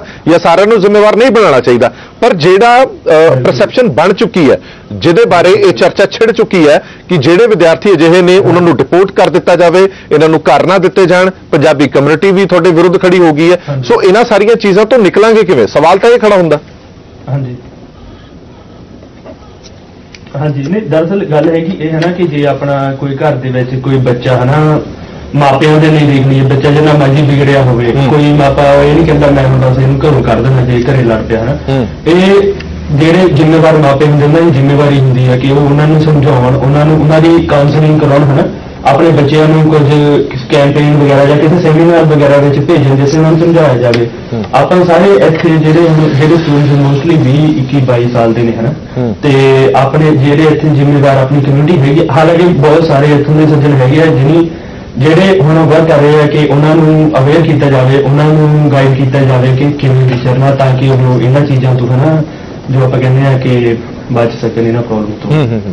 ਠੀਕ ਹੈ, ਢਿੱਲੋਂ ਸਾਹਿਬ ਵੀ ਜੁੜੇ ਹੋਏ ਨੇ। ਢਿੱਲੋਂ ਸਾਹਿਬ, ਮੈਂ ਇੱਕ ਸਵਾਲ ਤੁਹਾਡੇ ਤੋਂ ਜ਼ਰੂਰ ਜਾਣਨਾ ਚਾਹੁੰਦਾ। ਜਿਹੜੇ ਵਿਦਿਆਰਥੀ ਖਾਸ ਤੌਰ ਤੇ ਬਰੈਂਪਟਨ ਦੇ ਵਿੱਚ ਹੀ ਆਪਾਂ ਗੱਲ ਕਰਦੇ ਹਾਂ, ਪੜ੍ਹਨ ਲਈ ਆਉਂਦੇ ਨੇ, ਕੀ ਕੋਈ ਅਜਿਹਾ ਪ੍ਰੋਗਰਾਮ, ਕੋਈ ਅਜਿਹੀ ਨੀਤੀ ਨਹੀਂ ਹੈ ਕਿ ਉਹਨਾਂ ਨੂੰ ਡੂ ਐਂਡ ਡੋਂਟਸ ਦੱਸੇ ਜਾਣ ਕਿ ਕੀ ਕੀਤਾ ਜਾਣਾ ਚਾਹੀਦਾ, ਕੀ ਨਹੀਂ ਕੀਤਾ ਜਾਣਾ ਚਾਹੀਦਾ? ਜਿਵੇਂ ਜਸਪ੍ਰੀਤ ਨੇ ਕਿਹਾ ਕਿ ਉੱਚੀ ਗਾਣੇ ਲਾ ਕੇ ਕੁਝ ਲੋਕ ਸੁਣਦੇ ਨੇ, ਗੱਡੀਆਂ ਮਹਿੰਗੀਆਂ ਲੈ ਕੇ ਘੁੰਮਦੇ ਨੇ, ਉਹਦਾ ਨਤੀਜਾ ਜਾਂ ਖਮਿਆਜ਼ਾ ਸਾਰਿਆਂ ਨੂੰ ਭੁਗਤਣਾ ਪੈਂਦਾ। ਕੀ ਜਿਹੜੇ ਵਿਦਿਆਰਥੀ ਕੈਨੇਡਾ ਦੀ ਧਰਤੀ ਤੇ ਪੈਰ ਰੱਖਦੇ ਨੇ, ਪੈਰ ਰੱਖਦਿਆਂ ਹੀ ਉਹਨਾਂ ਨੂੰ ਇਹ ਸਮਝਾਉਣਾ ਜਾਣਾ ਜ਼ਰੂਰੀ ਨਹੀਂ ਹੈ ਕਿ ਤੁਸੀਂ ਇਸ ਮੁਲਕ ਦੇ ਵਿੱਚ ਆਏ ਹੋ, ਇਸ ਮੁਲਕ ਦੇ ਇਹ ਰੂਲਸ ਨੇ, ਇਹ ਨਿਯਮ ਨੇ, ਇਹ ਕਾਇਦੇ ਕਾਨੂੰਨ ਨੇ? ਐਬਸੋਲੂਟਲੀ, ਆਈ ਥਿੰਕ ਆਪਣੇ ਜਿਹੜੇ ਕਾਲਜਸ ਦੇ ਉਹਨਾਂ ਨੂੰ ਓਰੀਐਂਟੇਸ਼ਨ ਕਰਨੀ ਚਾਹੀਦੀ ਹੈ ਬੱਚਿਆਂ ਨੂੰ ਸਿਖਾਉਣ ਵਾਸਤੇ, ਦੱਸਣ ਵਾਸਤੇ ਕਿ ਇੱਥੇ ਨੋਰਮਸ ਕੀ ਨੇ, ਸਟੈਂਡਰਡਸ ਕੀ ਨੇ। ਆਈ ਥਿੰਕ 2 ਪਾਰਟ ਨੇ, ਇੱਕ ਇੱਥੋਂ ਦੇ ਜਿਹੜੀ ਪੰਜਾਬੀ ਕਮਿਊਨਿਟੀ ਹੈ ਤੇ ਆਪਣੇ ਜਿਹੜੇ ਸਟੂਡੈਂਟਸ ਨੇ, we have to work together. ਤੇ ਜਿੱਦਾਂ ਮੈਂ ਪਹਿਲਾਂ ਮੈਂਸ਼ਨ ਕੀਤਾ ਸੀਗਾ, ਆਪਣੇ ਜਿਹੜੇ ਗੁਰਦੁਆਰੇ ਨੇ, ਆਪਣੇ ਕਮਿਊਨਿਟੀ ਏਜੰਸੀ, ਕਮਿਊਨਿਟੀ ਗਰੁੱਪਸ ਨੇ, we have to start providing this information to them as well. But at the same time 2 part ਨੇ, ਆਪਣੇ ਜਿਹੜੇ ਸਟੂਡੈਂਟਸ ਨੇ ਉਹਨਾਂ ਦੀ ਵੀ ਰਿਸਪੌਂਸਿਬਿਲਿਟੀ ਹੈਗੀ ਹੈ ਇੱਥੇ ਅਡੈਪਟ ਕਰਨ ਵਾਸਤੇ, ਇੰਟੀਗ੍ਰੇਟ ਹੋਣ ਵਾਸਤੇ, ਅਸਿਮਿਲੇਟ ਹੋਣ ਵਾਸਤੇ, ਕਿਉਂਕਿ ਇੱਥੇ ਦੀ ਜਿਹੜੀ ਪੰਜਾਬੀ ਕਮਿਊਨਿਟੀ ਹੈ ਇਹ 100 ਸਾਲ ਪੁਰਾਣੀ ਹੈ। ਕਈ ਕੁਝ ਇਸ ਕਮਿਊਨਿਟੀ ਨੇ ਵੇਖਿਆ, ਰੇਸਿਜ਼ਮ ਵੇਖਿਆ, ਇੰਟੋਲਰੈਂਸ, ਸਟੀਰੀਓਟਾਈਪਸ, ਤੇ they've created, ਜਿਹੜੀ ਪਹਿਲੀ ਜਨਰੇਸ਼ਨ ਸੀਗੀ ਉਹਨਾਂ ਨੇ ਇੱਕ environment create ਕੀਤਾ ਜਿੱਥੇ ਹੁਣ racism ਹੈ ਨਹੀਂਗਾ। So we have to make sure ਕਿ ਜਿਹੜੇ ਨਵੇਂ ਬੱਚੇ ਨੇ they do their part as well and they integrate in that they respect the previous generations hard work as well. ਬਿਲਕੁਲ ਠੀਕ ਹੈ। ਡੱਲਾ ਸਾਹਿਬ, 2 ਚੀਜ਼ਾਂ ਨੇ। ਜਾਂ ਤਾਂ ਜਿਹੜੇ ਬੱਚੇ ਕਸੂਰਵਾਰ ਨੇ ਜਾਂ ਥੋੜੇ ਬਹੁਤੇ ਕਸੂਰਵਾਰ ਨੇ ਉਹਨਾਂ ਸਾਰਿਆਂ ਨੂੰ ਡਿਪੋਰਟ ਕਰ ਦਿੱਤਾ ਜਾਵੇ, ਇੱਕ ਸਖਤ ਮੈਸੇਜ ਕ੍ਰੀਏਟ ਕੀਤਾ ਜਾਵੇ ਤਾਂ ਜੋ ਅੱਗੇ ਜਿਹੜੇ ਬੱਚੇ ਆ ਅਜਿਹਾ ਕੁਝ ਕਰਨ ਦੀ ਸੋਚਣ ਨਾ, ਜਾਂ ਫਿਰ ਜਿਹੜੇ ਬੱਚਿਆਂ ਨੇ ਗਲਤੀ ਕੀਤੀ ਹੈ ਉਹਨਾਂ ਨੂੰ ਸੁਧਾਰਿਆ ਜਾਵੇ, ਉਹਨਾਂ ਨੂੰ ਦੱਸਿਆ ਜਾਵੇ, ਉਹਨਾਂ ਨੂੰ ਜੋ ਥੋੜੀ ਬਹੁਤੀ ਸਜ਼ਾ ਬਣਦੀ ਹੈ ਲਗਾ ਕੇ ਉੱਥੇ ਹੀ ਰੱਖਿਆ ਜਾਵੇ। ਕੀ ਹੋਣਾ ਚਾਹੀਦਾ? ਆਪੇ ਜੀ ਜਦੋਂ ਤੱਕ ਇਕੱਲੇ ਸਟੂਡੈਂਟ ਵੱਲੋਂ ਕੀਤੀ ਗਈ ਜੋ ਵੀ ਗਲਤੀ ਹੈ, ਜਦੋਂ ਸਿਰਫ ਆਪਾਂ ਉਹਨੂੰ ਦੇਖਦੇ ਹਾਂ ਕਿ ਇੱਕ ਸੋਸ਼ਲੀ ਸਿਕਿਉਰ, ਸੋਸ਼ਲੀ ਸਾਊਂਡ, ਬੜੀ ਹੀ ਵਧੀਆ ਜਿਹੜੇ ਜਿੱਥੋਂ ਦੀ ਲਾਈਫ ਹੈ ਉਸ ਕੰਟਰੀ ਦੇ ਵਿੱਚ ਜਦੋਂ ਤੁਸੀਂ ਕੋਈ ਨਿਊਇਸੈਂਸ ਕ੍ਰੀਏਟ ਕਰਦੇ ਆ ਤਾਂ ਉਦੋਂ ਇਹ ਹੁੰਦਾ ਵੀ ਸਖਤ ਸਜ਼ਾ ਦਿੱਤੀ ਜਾਵੇ। ਪਰ ਨਾਲ ਦੀ ਨਾਲ ਜਦੋਂ ਇਹ ਦੇਖਿਆ ਜਾਂਦਾ ਕਿ ਮਾਪਿਆਂ ਦੇ ਵਿੱਚ ਕੋਈ ਕਸੂਰ ਨਹੀਂ, ਪਤਾ ਨਹੀਂ ਕਿਹੜੇ ਮਾਪੇ ਨੇ ਕਿਵੇਂ ਜ਼ਮੀਨਾਂ ਗਹਿਣੇ ਧਰ ਕੇ ਕਿੱਥੋਂ ਪੈਸਿਆਂ ਦਾ ਇੰਤਜ਼ਾਮ ਕਰਕੇ ਉੱਥੇ ਭੇਜਿਆ ਹੋਊਗਾ, ਉਹਨਾਂ ਨੇ ਤਾਂ ਲੜਨ ਨੂੰ ਨਹੀਂ ਭੇਜਿਆ ਸੀ, ਉਹਨਾਂ ਨੇ ਤਾਂ ਚੰਗੀ ਜ਼ਿੰਦਗੀ ਦੀ ਸੋਚ ਰੱਖ ਕੇ ਭੇਜਿਆ ਸੀ ਕਿ ਸਾਡੇ ਬੱਚੇ ਜਾਣਗੇ, ਸੈਟਲ ਹੋਣਗੇ, ਵਧੀਆ ਲਾਈਫ ਜਿਉਣਗੇ। ਪਰ ਜੇ ਹੁਣ ਜੇ ਉਹਨਾਂ ਤੋਂ ਇਹ ਗਲਤੀ ਹੋਈ ਆ ਤਾਂ ਇੱਕ ਵਾਰੀ ਮੈਂ ਤਾਂ ਇਹੀ ਕਹੂੰਗਾ ਕਿ ਤੁਸੀਂ ਸਾਰੇ ਪੰਜਾਬੀ ਰਲ ਕੇ ਆਪਾਂ ਉਹਨਾਂ ਦਾ ਸਾਥ ਦਈਏ, ਇੱਕ ਵਾਰੀ ਉਹਨਾਂ ਦੀ ਬਚਾਉਣ ਦੀ ਕੋਸ਼ਿਸ਼ ਕੀਤੀ ਜਾਵੇ ਤੇ ਉਹਨਾਂ ਨੂੰ ਜਿਹੜੀ ਵੀ ਸਜ਼ਾ ਦੇਣੀ ਆ ਉਹ ਇਸ ਤਰੀਕੇ ਦੀ ਹੋਵੇ, ਉਹ ਸਖਤ ਹੋਵੇ ਪਰ ਉਹਨਾਂ ਦੀ ਜ਼ਿੰਦਗੀ ਖਰਾਬ ਕਰਨ ਵਾਲੀ ਨਾ ਹੋਵੇ। ਜਿੱਤੋਂ ਦੂਸਰੇ ਬੱਚੇ ਜਿਵੇਂ ਉੱਥੇ ਸੈਮੀਨਾਰਸ ਲਵਾਏ ਜਾਂਦੇ ਨੇ, ਉਹਨਾਂ ਦੇ ਸੈਸ਼ਨਸ ਲੱਗਦੇ ਨੇ, ਕਈ ਮਹੀਨੇ ਉਹਨਾਂ ਨੂੰ ਸੈਸ਼ਨ ਅਟੈਂਡ ਕਰਨੇ ਪੈਣ, ਉਹਨਾਂ ਨੂੰ ਉਹਨਾਂ ਦੀ ਜਿਹੜੀ ਪੜ੍ਹਾਈ ਦਾ ਸਮਾਂ ਜ਼ਿਆਦਾ ਵਧਾ ਦਿੱਤਾ ਜਾਵੇ। ਜੇ ਕੋਈ ਪ੍ਰਾਈਵੇਟ ਕਾਲਜ 'ਚ ਪੜ੍ਹਦਾ ਉਹਨੂੰ ਉਹਦਾ ਕਾਲਜ ਚੇਂਜ ਕਰਕੇ ਉਹਨੂੰ ਸਰਕਾਰੀ ਕਾਲਜ ਜਿਹੜੇ SPP SDS ਦੇ ਅੰਡਰ ਨੇ ਉੱਥੇ ਲਿਆਂਦਾ ਜਾਵੇ ਤਾਂ ਕਰਕੇ ਉਹਨਾਂ ਦੀ ਪੜ੍ਹਾਈ ਦਾ ਬੋਝ ਹੋਵੇ ਉਹਨਾਂ ਦੇ ਉੱਤੇ। ਐਂਡ ਖਾਸ ਕਰਕੇ ਜਿਹੜੇ ਰੂਲਸ ਐਂਡ ਰੈਗੂਲੇਸ਼ਨਸ ਚਾਹੇ ਉਹ ਟ੍ਰੈਫਿਕ ਨਾਲ ਆ, ਚਾਹੇ ਜਿਵੇਂ ਹੁਣ ਕਾਲਜ ਪਲਾਜ਼ਾ ਦੀ ਗੱਲ ਕਰਦੇ ਹਾਂ ਜਿੱਥੇ ਉੱਚੇ ਲਾਊਡ 뮤직 ਵੱਜਦੇ ਨੇ, ਜਿਹੜੇ ਕਿ ਕਿਉਂਕਿ ਉੱਥੇ ਇਕੱਲੇ ਸਟੂਡੈਂਟ ਤਾਂ ਆਉਂਦੇ ਨੇ, ਉੱਥੋਂ ਦੇ ਰਹਿਣ ਵਾਲੇ ਹੋਰ ਲੋਕ ਵੀ ਆਉਂਦੇ ਨੇ, 100 ਤੋਂ ਉੱਪਰ ਹੋਰ ਕਮਿਊਨਿਟੀਜ਼ ਦੇ ਲੋਕ ਰਹਿ ਰਹੇ ਨੇ, ਉਹਨਾਂ ਨੇ ਵੀ ਉੱਥੇ ਆਉਣਾ ਹੁੰਦਾ। ਇਹ ਨਾ ਹੋਵੇ ਕਿ ਉਹਨਾਂ ਨੂੰ ਇਹ ਲੱਗੇ ਕਿ ਅਸੀਂ ਕਿੱਥੇ ਆ ਗਏ ਜਾਂ ਕਿਹੋ ਜਿਹੇ ਲੋਕ ਸਾਡੀ ਇੱਥੇ ਇਸ ਮੁਲਕ ਦੇ ਵਿੱਚ ਆ ਗਏ ਕਿ ਇੱਥੇ ਇੱਕ ਡਿਸਟਰਬੈਂਸ ਕ੍ਰੀਏਟ ਹੋ ਗਈ। ਉਹ ਚੀਜ਼ਾਂ ਸਿਖਾਈਆਂ ਜਾ ਸਕਦੀਆਂ ਨੇ, ਮੇਰੇ ਹਿਸਾਬ ਨਾਲ ਉਹ ਸਿਖਾਉਣੀਆਂ ਜ਼ਰੂਰੀ ਨੇ ਪਹਿਲਾਂ। ਠੀਕ ਹੈ ਸੰਧੂ ਸਾਹਿਬ, ਇੱਕ ਸਵਾਲ ਹੈ ਮੇਰਾ, ਸਵਾਲ ਥੋੜਾ ਜਿਹਾ ਸ਼ਾਇਦ ਟਰੈਕ ਤੋਂ ਪਰਾਂ ਵੀ ਹੋ ਜੇ ਚਲੋ ਫਰਜ਼ ਕਰ ਦਈਏ 1% ਜੇ ਭਾਰਤੀ ਵਿਦਿਆਰਥੀਆਂ ਜਾਂ ਪੰਜਾਬੀ ਵਿਦਿਆਰਥੀਆਂ ਦੀ ਗਿਣਤੀ ਘੱਟ ਕਰ ਦਿੱਤੀ ਜਾਂਦੀ ਹੈ ਕੈਨੇਡਾ ਦੇ ਵਿੱਚ ਆਉਣ ਦੇ ਲਈ, ਤਾਂ ਕੈਨੇਡਾ ਦੀ ਆਰਥਿਕਤਾ ਨੂੰ ਝਟਕਾ ਨਹੀਂ ਲੱਗੇਗਾ? ਕਿਉਂਕਿ ਜਿਹੜਾ ਵੀ ਵਿਦਿਆਰਥੀ ਤੋਂ ਜਾਂਦਾ ਵੀ $25,000 ਲੈ ਕੇ ਜਾਂਦਾ ਉਹਨਾਂ ਦੀ ਆਰਥਿਕਤਾ ਦੇ ਵਿੱਚ ਹਿੱਸਾ ਪਾਉਂਦਾ, ਤੁਹਾਨੂੰ ਲੱਗਦਾ ਖਮਿਆਜ਼ਾ ਦੋਵਾਂ ਨੂੰ ਭੁਗਤਣਾ ਪਏਗਾ? ਬਿਲਕੁਲ ਜੀ, ਕੈਨੇਡਾ ਨੇ ਜਿਹੜੇ ਦਰਵਾਜ਼ੇ ਖੋਲ੍ਹੇ ਨੇ ਉਹਦੇ ਕਰਕੇ ਕੈਨੇਡੀਅਨ ਜਿਹੜੀ ਇਕਨੋਮੀ ਹੈਗੀ ਹੈ ਉਹਦੇ ਵਿੱਚ $8 ਬਿਲੀਅਨ ਦਾ ਜਿਹੜਾ ਕੰਟਰੀਬਿਊਸ਼ਨ ਹੈ ਉਹ ਇਹਨਾਂ ਵਿਦਿਆਰਥੀਆਂ ਦਾ ਪੈ ਰਿਹਾ ਹੈਗਾ। ਬਹੁਤ ਛੋਟੀ ਗੱਲ ਨਹੀਂ ਹੈ ਔਰ ਉਸ ਇਕਨੋਮੀ ਦੇ ਵਿੱਚ ਇੰਨਾ ਵੱਡਾ ਕੰਟਰੀਬਿਊਸ਼ਨ ਪੈਣ ਦੇ ਨਾਲ ਉੱਥੇ ਬਹੁਤ ਸਾਰੀਆਂ ਜੌਬਸ ਕ੍ਰੀਏਟ ਹੋਈਆਂ ਨੇ, ਬਹੁਤ ਸਾਰੇ ਲੋਕਾਂ ਨੂੰ ਰੁਜ਼ਗਾਰ ਮਿਲਿਆ ਹੈ, ਬਹੁਤ ਸਾਰੇ ਲੋਕਾਂ ਨੂੰ ਇਨਡਾਇਰੈਕਟਲੀ ਬੈਨੀਫਿਟ ਹੋ ਰਿਹਾ ਜਿਵੇਂ PG ਚਲਾਏ ਹੋਏ ਨੇ ਲੋਕਾਂ ਨੇ। ਬਿਲਕੁਲ। ਔਰ ਮੈਂ ਸਮਝਦਾ ਕਿ ਇਹਦਾ ਹੱਲ ਜਿਹੜਾ ਦੋ ਤਰੀਕੇ ਨਾਲ ਦੱਸਿਆ ਜਾ ਰਿਹਾ। ਇੱਕ ਤਾਂ ਰੈਮਡੀਅਲ ਚੀਜ਼ਾਂ ਨੇ ਜਿਹੜੀਆਂ ਡੱਲਾ ਜੀ ਨੇ ਸੁਝਾਅ ਦਿੱਤਾ ਹੈ ਕਿ ਉਹਨਾਂ ਬੱਚਿਆਂ ਨੂੰ ਸੁਧਾਰਿਆ ਜਾਵੇ, ਹੋਰ ਕੀਤਾ ਜਾਵੇ, ਲੇਕਿਨ ਪ੍ਰੀਵੈਂਟਿਵ ਮੈਜਰ ਲੈਣੇ ਬਹੁਤ ਜ਼ਰੂਰੀ ਨੇ। ਪ੍ਰੀਵੈਂਟਿਵ ਅਸੀਂ ਕੀ ਕਰ ਸਕਦੇ ਹਾਂ? ਉਹਦੇ ਵਾਸਤੇ ਬਹੁਤ ਜ਼ਰੂਰੀ ਹੈ ਕਿ ਇਸ ਘਟਨਾ ਦਾ ਜਿਹੜੀ ਜੜ ਹੈਗੀ ਆ ਉਹ ਹੈਗੀ ਆ ਇਨਡਿਸਪਲਿਨ ਇਨ ਇੰਸਟੀਟਿਊਸ਼ਨਸ। ਜਿਹੜੇ ਕਾਲਜ ਨਾਨ ਅਟੈਂਡਿੰਗ ਚੱਲ ਰਹੇ ਹੈਗੇ ਨੇ ਔਰ ਉੱਥੋਂ ਦੀ ਗਵਰਨਮੈਂਟ ਨੂੰ ਇਮੀਡੀਏਟ ਹਰਕਤ ਵਿੱਚ ਆਉਣਾ ਚਾਹੀਦਾ। ਔਰ ਮੈਂ ਆਪਣੇ ਪੰਜਾਬੀ ਵੀਰਾਂ ਨੂੰ ਇਹ ਬੇਨਤੀ ਕਰੂੰਗਾ ਜਿਹੜੇ ਉੱਥੇ ਕਾਫੀ ਬਹੁਤ ਗਿਣਤੀ ਵਿੱਚ ਹੈਗੇ ਨੇ ਉਹ ਸਰਕਾਰ ਵਿੱਚ ਅਸਰ ਰੱਖਦੇ ਨੇ, ਬਜਾਏ ਕਿ ਅਸੀਂ ਬੱਚਿਆਂ ਖਿਲਾਫ ਧਰਨੇ ਲਗਾਈਏ, ਅਸੀਂ ਕੁਝ ਹੋਰ ਕਰੀਏ, ਅਸੀਂ ਜਿਹੜੀ ਸਿਸਟਮ ਦੀਆਂ ਖਾਮੀਆਂ ਨੇ ਉਹਨੂੰ ਠੀਕ ਕਰੀਏ। ਔਰ ਉਹ ਖਾਮੀਆਂ ਠੀਕ ਹੋਣਗੀਆਂ ਤੇ ਕਿਸੇ ਕੋਲ ਗੁੰਜਾਇਸ਼ ਹੀ ਨਹੀਂ ਹੈ ਕਿ ਸੰਧੂ ਸਾਹਿਬ ਉਹਦੀਆਂ ਜੜ੍ਹਾਂ ਤਾਂ ਭਾਰਤ ਦੇ ਪੰਜਾਬ ਦੇ ਵਿੱਚ ਵੀ ਜੁੜੀਆਂ ਹੋਈਆਂ ਨੇ। ਜੀ ਬਿਲਕੁਲ ਜੁੜੀਆਂ ਹੋਈਆਂ ਨੇ, ਸਾਰਿਆਂ ਦੇ ਜੁੜੀਆਂ ਹੋਈਆਂ ਨੇ। ਜਿਨ੍ਹਾਂ ਚੰਗਾ ਕੰਮ ਕੀਤਾ ਨੇ ਉਹਨਾਂ ਦੀ ਦਾਲ ਰੋਟੀ ਵੀ ਉਹਨਾਂ ਕਾਲਜਾਂ ਦੇ ਸਿਰ ਤੇ ਚੱਲ ਰਹੀ ਹੈ। ਨਹੀਂ ਬਿਲਕੁਲ, ਉਹਦਾ ਦੇਖੋ ਗਲਤ ਕੰਮ ਤਾਂ ਬੰਦ ਹੋਣਾ ਚਾਹੀਦਾ, ਦਾਲ ਰੋਟੀ ਚੱਲੇ ਨਾ ਚੱਲੇ, ਲੇਕਿਨ ਇਹ ਤਾਂ ਨਹੀਂ ਹੈ ਕਿ ਦਾਲ ਰੋਟੀ ਦੇ ਆਪਾਂ ਕੀਮਤ ਤੇ ਅਸੀਂ ਬਿਲਕੁਲ ਆਪਣੀ ਸੋਸਾਇਟੀ ਆਪਣੀ ਕਮਿਊਨਿਟੀ ਦਾ ਨੁਕਸਾਨ ਕਰਨਾ। ਮੈਂ ਸਮਝਦਾ ਕਿ ਇਹਦੇ ਵਿੱਚ ਉਹਨਾਂ ਬੱਚਿਆਂ ਦਾ ਵੀ ਕੋਈ ਭਲਾ ਨਹੀਂ ਹੈ। ਹਰਪ੍ਰੀਤ ਜੀ, ਜਿਹੜੇ ਬੱਚੇ ਐਸੇ ਨਾਨ ਅਟੈਂਡਿੰਗ ਸਿਸਟਮ ਦੇ ਵਿੱਚ ਗਏ ਨੇ, ਨਾ ਉਹਨਾਂ ਬੱਚਿਆਂ ਦੀ ਉੱਥੇ PR ਹੋਣੀ ਹੈ, ਨਾ ਵਰਕ ਪਰਮਿਟ ਮਿਲਣਾ, ਨਾ ਉਹ ਸੈਟਲ ਹੋਣੇ। ਅਲਟੀਮੇਟਲੀ ਮਾਪਿਆਂ ਦੀਆਂ ਜ਼ਮੀਨਾਂ ਗਹਿਣੇ ਧਰ ਕੇ ਵੇਚ ਕੇ ਪੈਸੇ ਖਰਾਬ ਕਰਕੇ ਉਹ ਬੱਚੇ ਵਾਪਸ ਆਉਣੇ ਹੀ ਆਉਣੇ ਆ। ਜਿਹੜਾ ਬੱਚਾ ਆਪਾਂ ਕਹਿੰਦੇ ਨਵਾਂ ਕਾਨੂੰਨ ਬਣਾਉਣ ਦੀ ਲੋੜ ਨਹੀਂ ਹੈ, ਕੈਨੇਡੀਅਨ ਲਾਅ ਕਿਸੇ ਨੂੰ ਟੋਲਰੇਟ ਹੀ ਨਹੀਂ ਕਰਦਾ। ਆਲਰੇਡੀ ਉੱਥੋਂ ਦਾ ਫੈਡਰਲ ਜਿਹੜਾ ਲਾਅ ਹੈਗਾ ਉੱਥੇ ਕਿਸੇ ਨੇ ਵੀ ਆਪਣੀ ਜਿਹੜੇ ਏਲੀਅਨ ਜਾਂਦੇ ਨੇ, ਦੋ ਤਰ੍ਹਾਂ ਦੇ ਕਾਨੂੰਨ ਨੇ ਜੀ। ਜਿਹੜੇ ਇੱਕ ਉੱਥੋਂ ਦੇ ਬਸ਼ਿੰਦੇ ਨੇ ਉਹਨਾਂ ਵਾਸਤੇ ਕਾਨੂੰਨ ਅਲੱਗ ਹੈਗੇ ਨੇ, ਉਹਨਾਂ ਦੇ ਰਾਈਟਸ ਜ਼ਿਆਦਾ ਨੇ। ਜਿਹੜੇ ਏਲੀਅਨਸ ਨੇ, ਏਲੀਅਨ ਜਿਨ੍ਹਾਂ ਦੇ ਵਿੱਚ ਸਟੱਡੀ ਵੀਜ਼ਾ ਵਾਲੇ ਨੇ, ਵਿਜ਼ਟਰ ਗਿਆ ਹੋਰ ਗਿਆ, ਉਹਦੇ ਅਧਿਕਾਰ ਬਹੁਤ ਸੀਮਿਤ ਹੈ। ਜਦੋਂ ਉਹਨੇ ਇਨਡਿਸਪਲਿਨ ਕੀਤਾ, ਉੱਥੋਂ ਦੇ ਲਾਅ ਆਫ ਲੈਂਡ ਨੂੰ ਕਦੇ ਉਹਨੇ ਬ੍ਰੇਕ ਕੀਤਾ, ਉਹਦੇ ਵਾਸਤੇ ਕੋਈ ਉੱਥੇ ਰਿਆਇਤ ਨਹੀਂ ਹੈ ਔਰ ਉਹਨਾਂ ਨੂੰ ਵਾਪਸ ਆਉਣਾ ਹੀ ਪੈਣਾ ਹੈ। ਅਸੀਂ ਜੋ ਮਰਜ਼ੀ ਕਹੀਏ, ਆਲਰੇਡੀ ਉਹਦੇ ਵਾਸਤੇ ਕਾਨੂੰਨ ਹੈ। ਔਰ ਜਿਹੜੇ ਬੱਚੇ ਇਸ ਕੇਸ ਵਿੱਚ ਆਏ ਨੇ, ਚਾਹੇ ਦੌੜੇ ਆਏ ਨੇ, ਜਿਹੜੇ ਉੱਥੇ ਵੀ ਨੇ, ਉਹਨਾਂ ਨੂੰ ਵਾਪਸ ਉਸ ਗਵਰਨਮੈਂਟ ਨੇ ਨਹੀਂ ਰੱਖਣਾ ਸੀ। ਜਿੰਨਾ ਮਰਜ਼ੀ ਕਹਿ ਲਈ ਕਿ ਇਹਨੂੰ ਸੁਧਾਰ ਲਓ, ਕਰ ਲਓ, ਉਹ ਨਹੀਂ ਹੋਣਾ। ਲੇਕਿਨ ਮੇਰੀ ਬੇਨਤੀ ਹੈ ਕਿ ਪ੍ਰੀਵੈਂਟਿਵ ਮੈਜਰ ਇਹ ਨੇ ਕਿ ਜਿਵੇਂ ਆਸਟ੍ਰੇਲੀਆ ਦੀ ਉਦਾਹਰਨ ਦਿੱਤੀ ਹੈ ਪ੍ਰਭਜੋਤ ਜੀ ਨੇ ਕਿ ਆਸਟ੍ਰੇਲੀਆ ਦੇ ਵਿੱਚ ਜਦੋਂ ਉੱਥੋਂ ਦਾ ਲੋਕਲ ਸਿਸਟਮ ਠੀਕ ਹੋ ਗਿਆ ਆਟੋਮੈਟਿਕਲੀ ਉੱਥੇ ਘਟਨਾਵਾਂ ਬੰਦ ਹੋ ਗਈਆਂ। ਤਾਂ ਮੇਰਾ ਖਿਆਲ ਹੈ ਕਿ ਸਿਸਟਮ ਦੇ ਵਿੱਚ ਖਾਮੀ ਨੂੰ ਠੀਕ ਕਰਨ ਦੀ ਲੋੜ ਹੈਗੀ ਆ। ਕਿਸੇ ਕਮਿਊਨਿਟੀ ਨੂੰ ਖਾਸ ਕਰਕੇ ਪੰਜਾਬੀ ਸਟੂਡੈਂਟ ਕਮਿਊਨਿਟੀ ਨੂੰ ਸਟਿਗਮਾ ਦੇਣਾ ਉਹ ਇੱਕ ਦਰਦਨਾਕ ਚੀਜ਼ ਹੈ, ਉਹਦਾ ਦੁੱਖ ਹੈ ਕਿ ਉਹ ਨਹੀਂ ਹੋਣਾ ਚਾਹੀਦਾ, ਇਮੀਡੀਏਟ ਬੰਦ ਹੋਣਾ ਚਾਹੀਦਾ। ਠੀਕ ਹੈ ਪ੍ਰਭਜੋਤ ਜੀ, ਕਿਉਂਕਿ ਘਟਨਾਵਾਂ ਇੱਕ ਤੋਂ ਬਾਅਦ ਇੱਕ ਹੋਈਆਂ ਨੇ, ਕੋਈ ਪਹਿਲੀ ਘਟਨਾ ਨਹੀਂ ਹੈ ਔਰ ਇਹਦੇ ਪਿੱਛੇ ਹੁਣ ਪੋਲੀਟੀਕਲ ਐਂਗਲ ਵੀ ਦੇਖੇ ਜਾ ਰਹੇ ਨੇ। ਕੀ ਤੁਹਾਨੂੰ ਲੱਗਦਾ ਹੈ ਕਿ ਅਜਿਹੀਆਂ ਘਟਨਾਵਾਂ ਜਿਹੜੀਆਂ ਸਾਲ 2019 ਦੇ ਵਿੱਚ ਜਿਹੜੀ ਇਲੈਕਸ਼ਨਸ ਆਉਣ ਵਾਲੀਆਂ ਉਹਨਾਂ ਨੂੰ ਕੁਝ ਪ੍ਰਭਾਵਿਤ ਕਰਨਗੇ ਜਾਂ ਕੋਈ ਇਸ਼ੂ ਬਣ ਸਕਦਾ ਹੈ ਇਸ ਦਾ? ਦੇਖੋ ਇਹ ਕਹਿਣਾ ਤਾਂ ਆਸਾਨ ਨਹੀਂ ਹੈ ਕਿ ਇਸ ਤਰ੍ਹਾਂ ਦੇ ਜਿਹੜੇ ਸਟ੍ਰੇ ਇੰਸੀਡੈਂਟ ਹੋਏ ਨੇ ਜਾਂ ਜੇ ਰੈਗੂਲਰ ਫ੍ਰੀਕੁਐਂਟ ਵੀ ਹੋਏ ਨੇ ਤਾਂ ਕੁਝ ਲੋਕ ਜਿਹੜੇ ਨੇ ਉਹ ਡੈਫੀਨੇਟਲੀ, ਕਿਉਂਕਿ ਕੈਨੇਡਾ ਜਿਵੇਂ ਢਿੱਲੋਂ ਸਾਹਿਬ ਨੇ ਦੱਸਿਆ ਕਿ ਇੱਕ ਫੇਜ਼ ਉਹ ਵੀ ਸੀ ਕਿ ਰੇਸਿਜ਼ਮ ਬਹੁਤ ਸਟਰੋਂਗ ਹੁੰਦਾ ਸੀ, ਉਹਨਾਂ ਨੂੰ ਗ੍ਰੈਜੂਅਲੀ ਟਾਈਮ ਨਾਲ ਉਹਨਾਂ ਨੇ ਉਹਨੂੰ ਫਾਈਟ ਕੀਤਾ, ਸਿਸਟਮ ਨੂੰ ਰੈਕਟੀਫਾਈ ਕੀਤਾ ਔਰ ਅੱਜ ਕੈਨੇਡਾ ਇੱਕ ਮਲਟੀਕਲਚਰਲ ਸੁਸਾਇਟੀ ਆ ਜਿੱਥੇ ਟੋਲਰੈਂਸ ਜਿਹੜੀ ਆ ਇੱਕ ਦੂਜੀ ਕਮਿਊਨਿਟੀ ਲਈ ਬਹੁਤ ਜ਼ਿਆਦਾ ਆ ਔਰ it's best country, one of the best countries to live in ਜੀ। ਤੇ ਉਸ ਹਾਲਾਤ ਵਿੱਚ ਜਦੋਂ ਉਹ ਲੋਕ ਦੇਖਦੇ ਨੇ ਕਿ ਇਸ ਤਰ੍ਹਾਂ ਦੇ ਲੋਕ, ਇੱਕ ਦੋ ਐਗਜ਼ਾਮਪਲ ਉਹ ਮਾਈਂਡ ਤੇ ਆਪਣੇ ਬਣਾ ਲੈਂਦੇ ਨੇ ਜੀ, ਇਹ ਲੋਕ ਤਾਂ ਲੜਦੇ ਨੇ, ਇਹ ਲਾਊਡ ਮਿਊਜ਼ਿਕ ਸੁਣਦੇ ਨੇ, ਇਹ ਲੋਕਲ ਲਾਜ਼ ਦੀ ਰਿਸਪੈਕਟ ਨਹੀਂ ਕਰਦੇ, ਤਾਂ ਡੈਫੀਨੇਟਲੀ ਉਹਦਾ ਕੁਛ ਨਾ ਕੁਛ ਅਸਰ ਤਾਂ ਜ਼ਰੂਰ ਪੈਂਦਾ।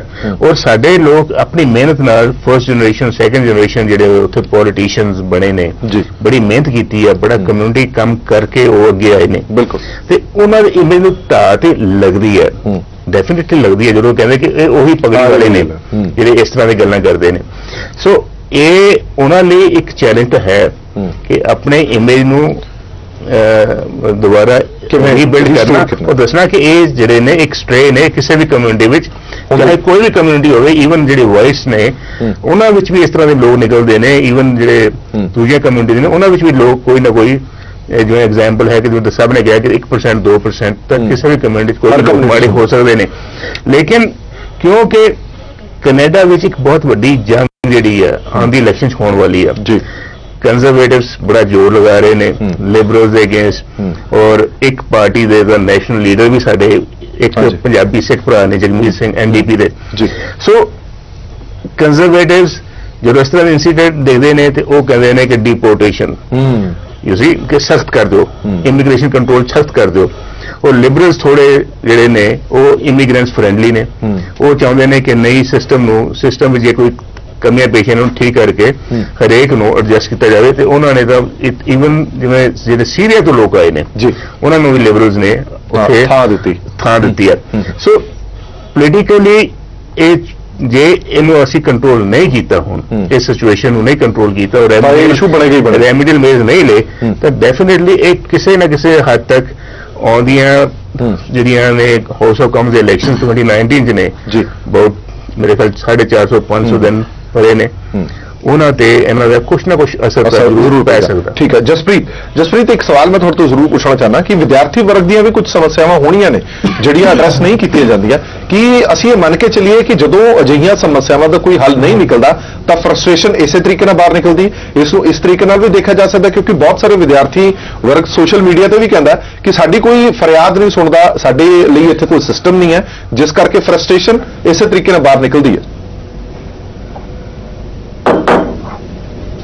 ਹਾਂਜੀ, ਦਰਅਸਲ ਨਾ ਇੱਥੇ ਜਿਹੜੇ ਟੌਪ ਦੇ 4 ਤੋਂ 5 ਕਾਲਜ ਨੇ, ਜਿਹੜੇ ਵਿਦਿਆਰਥੀ ਇੱਥੇ ਪੜ੍ਹਦੇ ਨੇ ਉਹਨਾਂ ਦੀਆਂ 5 ਦਿਨ ਕਲਾਸਾਂ ਹੁੰਦੀਆਂ, ਉਹ ਸਾਰੇ ਦਿਨ ਬਿਜ਼ੀ ਹੁੰਦੀ ਆ, ਇਹਨਾਂ ਨੂੰ ਪਾਰਟ ਟਾਈਮ ਜੌਬ ਤੱਕ ਕਰਨ ਦੇ ਲਈ ਸਮਾਂ ਨਹੀਂ ਮਿਲਦਾ। ਕਈਆਂ ਵਿਚਾਰਿਆਂ ਨੂੰ ਨਾਈਟ ਸ਼ਿਫਟਸ ਲਾਉਣੀਆਂ ਪੈਂਦੀਆਂ ਨੇ, ਜਿਵੇਂ ਉਹਨਾਂ ਦਾ ਵੀਕਐਂਡ ਵੀ ਪੂਰਾ ਕੰਮ ਦੇ ਨਾਲ ਕਵਰ ਅਪ ਹੁੰਦਾ। ਉਹ ਵਿਦਿਆਰਥੀ ਇਹਨਾਂ ਕੰਮਾਂ ਦੇ ਵਿੱਚ ਜਿਹੜਾ ਹਿੱਸਾ ਲੈਂਦੇ ਨੇ। ਜਿਹੜੀ ਅਗਲਾ ਪੁਆਇੰਟ ਹੁੰਦਾ, ਮੈਂ ਪਹਿਲਾਂ ਥੋੜੀ ਜਿਹਾ ਗੱਲ ਮੇਰੀ ਰਹਿ ਗਈ ਸੀਗੀ, ਜਿਹੜਾ ਪਲਾਜ਼ੇ ਦੇ ਵਿੱਚ ਜਿਹੜੇ ਉੱਚੀ ਗਾਣੇ ਲਾ ਕੇ ਘੁੰਮਦੇ ਨੇ ਜਾਂ ਘੁੰਮਣ ਵਾਲਾ ਗੇੜੀ ਕਲਚਰ ਜੋ ਚੰਡੀਗੜ੍ਹ ਵਾਲਾ ਇੱਥੇ ਆਇਆ ਹੋਇਆ, ਉਹਦੇ ਵਿੱਚ ਇਹਨਾਂ ਕਾਲਜਾਂ ਦੇ ਵਿਦਿਆਰਥੀ ਤਾਂ ਬਿਲਕੁਲ ਹੈ ਨਹੀਂ। ਜਿਹੜੇ ਹੈਗੇ ਨੇ ਮੋਸਟਲੀ ਜਿਹੜੇ ਗ੍ਰੈਜੂਏਟਸ ਹੋਏ ਹੋਏ ਨੇ ਆਲਰੇਡੀ ਵਰਕ ਪਰਮਿਟ ਤੇ ਨੇ ਜਾਂ ਥੋੜੇ ਜਿਹੇ ਜਿਹੜੇ ਇੱਥੋਂ ਦੇ ਪਹਿਲਾਂ ਆਏ ਹੋਏ ਨੇ, ਉਹ ਸਾਰੇ ਤੁਹਾਨੂੰ ਮਿਲਣਗੇ। ਤੇ ਜਿਹੜੀ ਆਪਾਂ ਗੱਲ ਕਰੀਏ ਕਿ ਪ੍ਰੋਬਲਮਸ ਦੀ, ਤਾਂ ਪ੍ਰੋਬਲਮਸ ਬਹੁਤ ਜ਼ਿਆਦਾ ਹੈਗੀਆਂ ਨੇ ਜਿਹੜੇ ਸਟੂਡੈਂਟਸ ਫੇਸ ਕਰਦੇ ਨੇ। ਕੁਝ ਕਿਤੇ ਇਦਾਂ ਦੀਆਂ ਹੁੰਦੀਆਂ ਨੇ ਕਾਲਜ ਦੇ ਵਿੱਚ। ਤੁਹਾਨੂੰ ਨਿੱਕੀ ਜਿਹੀ ਗੱਲ ਦੱਸ, ਮੈਂ ਇੱਕ ਨਾ ਸਟੂਡੈਂਟ ਸੀਗਾ ਜੀ, ਮਿਡਟਰਮ ਦੇ ਵਿੱਚ ਉਹ ਮਿਡਟਰਮ ਜਿਹੜੇ ਐਗਜ਼ਾਮ ਸੀ ਉਹਦੇ ਵਿੱਚ ਉਹ ਪਾਸ ਹੋ ਗਿਆ। ਟੀਚਰ ਬਾਈ ਮਿਸਟੇਕ ਟੀਚਰ ਨੇ ਉਹਦੇ ਗ੍ਰੇਡਸ ਨਹੀਂ ਅਪਲੋਡ ਕੀਤੇ ਨੇ। ਜਦੋਂ ਉਹਦਾ ਫਾਈਨਲ ਰਿਜ਼ਲਟ ਆਇਆ, ਫਾਈਨਲ ਤੋਂ ਬਾਅਦ ਉਹਦੇ ਮਿਡਟਰਮ ਦੇ ਵਿੱਚ 0 ਲੱਗਾ ਹੋਇਆ ਸੀ, ਇਸ ਕਰਕੇ ਉਹ ਕੋਰਸ ਦੇ ਵਿੱਚ ਫੇਲ ਜੀ ਕਾਲਜ ਨੇ ਕੋਈ ਅਪਲਾਈ ਨਹੀਂ ਕੀਤਾ। ਇਹਨੂੰ ਇਹ ਗੱਲ ਸੀਗਾ ਕਿ ਮੇਰਾ ਵਰਕ ਪਰਮਿਟ ਲੇਟ ਹੋ ਰਿਹਾ, ਇਹਨੇ ਕੋਲੋਂ $2000 ਭਰ ਕੇ ਉਹ ਕੋਰਸ ਦੁਆਰਾ ਚੱਕ ਲਿਆ ਕਿ ਮੈਂ ਵਰਕ ਪਰਮਿਟ ਛੇਤੀ ਲੈਣਾ। ਮਤਲਬ ਇਦਾਂ ਦੀ ਨਿੱਕੀ ਜਿਹੀ ਗੱਲ ਸੀ ਕਿ ਟੀਚਰ ਨੇ ਬਾਈ ਮਿਸਟੇਕ ਨੰਬਰ ਨਹੀਂ ਲਾਏ ਹਨਾ, ਤੇ ਉਹਦਾ ਟਾਈਮ ਖਰਾਬ ਹੋ ਰਿਹਾ ਸੀ, ਉਹਨੇ $2000 ਭਰੇ ਤੇ ਉਹਨੇ ਦੁਬਾਰਾ ਉਹ ਸਬਜੈਕਟ ਚੱਕ ਲਿਆ। ਇਦਾਂ ਦੇ ਬਹੁਤ ਜ਼ਿਆਦਾ ਪ੍ਰੋਬਲਮਸ ਹੋ ਰਹੀਆਂ। ਤੇ ਦੂਜੀ ਗੱਲ ਆਪਾਂ ਬੇਸਮੈਂਟ ਦੀ ਗੱਲ ਕਰਦੇ ਹਾਂ, ਬੇਸਮੈਂਟ ਦੀ ਗੱਲ ਤੇ ਆ ਰਿਹਾ ਮੈਨੂੰ। ਮੈਂ ਥੋੜਾ ਮੇਰੇ ਸਵਾਲ ਲੈ ਲਓ ਤੁਹਾਡੇ ਜਵਾਬ ਦੀ। ਜਸਪ੍ਰੀਤ, ਵਾਰ-ਵਾਰ ਕਿਹਾ ਜਾਂਦਾ ਹੈ ਕਿ ਇੱਕ ਬੇਸਮੈਂਟ ਰੈਂਟ ਤੇ ਲੈ ਲਈ ਜਾਂਦੀ ਹੈ, 5 ਬੰਦੇ ਕਹਿੰਦੇ ਨੇ ਕਿ ਅਸੀਂ ਰੈਂਟ ਤੇ ਲੈਣੀ ਹੈ ਔਰ 15-15 20 ਜਣੇ ਰਹਿੰਦੇ ਨੇ ਔਰ ਬੇਸਮੈਂਟ ਦਾ ਨਾ ਕਿਰਾਇਆ ਦਿੱਤਾ ਜਾਂਦਾ ਔਰ ਭੰਨ-ਤੋੜ ਉਹਦੀ ਕੀਤੀ ਜਾਂਦੀ ਹੈ, ਨਾ ਉਹਦੀ ਮੇਨਟੇਨੈਂਸ ਕੀਤੀ ਜਾਂਦੀ ਹੈ। ਇਸ ਮਾਮਲੇ 'ਚ ਕਿੰਨੀ ਕੁ ਸੱਚਾਈ ਹੈ? ਨਹੀਂ, ਇਸ ਮਾਮਲੇ ਵਿੱਚ ਵੈਸੇ ਤੁਸੀਂ ਜੇ ਆ ਕੇ ਦੇਖੋਗੇ ਨਾ ਬੇਸਮੈਂਟ ਇੱਥੇ ਜਿੱਡੀਆਂ ਕੁ ਹੁੰਦੀਆਂ ਨਿੱਕੇ ਹੁੰਦੇ ਆ, ਕਈਆਂ ਦੇ ਵਿੱਚ ਤਾਂ ਮੈਟਰਸ ਵੀ ਸਾਹਮਣਾ ਲੱਗਦਾ ਨਾ, ਜੇ ਆਪਾਂ ਕਹੀਏ 15-20 ਜਣੇ ਰਹਿ ਸਕਦੇ ਆ ਬੇਸਮੈਂਟ ਵਿੱਚ, ਉਹਦਾ ਘਰ ਦੇ ਵਿੱਚ ਵੀ ਰਹਿਣੇ ਹੁੰਦੇ ਆ। ਹਾਂਜੀ, ਏਦਾਂ ਜ਼ਰੂਰ ਹੁੰਦਾ ਕਿ ਜੇ 4 ਜਣੇ ਨੇ ਬੇਸਮੈਂਟ ਲਈ ਆ, ਉਹਦਾ 10 6 ਜਣੇ ਜਾਂ 7 ਜਣੇ ਉਹ ਰਹਿੰਦੇ ਹੋਣ, ਇਹ ਉਹਨਾਂ ਦੀ ਗਲਤੀ ਆ, ਉਹਨਾਂ ਨੂੰ ਪਹਿਲਾਂ ਸੋਚਣਾ ਸਮਝਣਾ ਚਾਹੀਦਾ ਹੈ।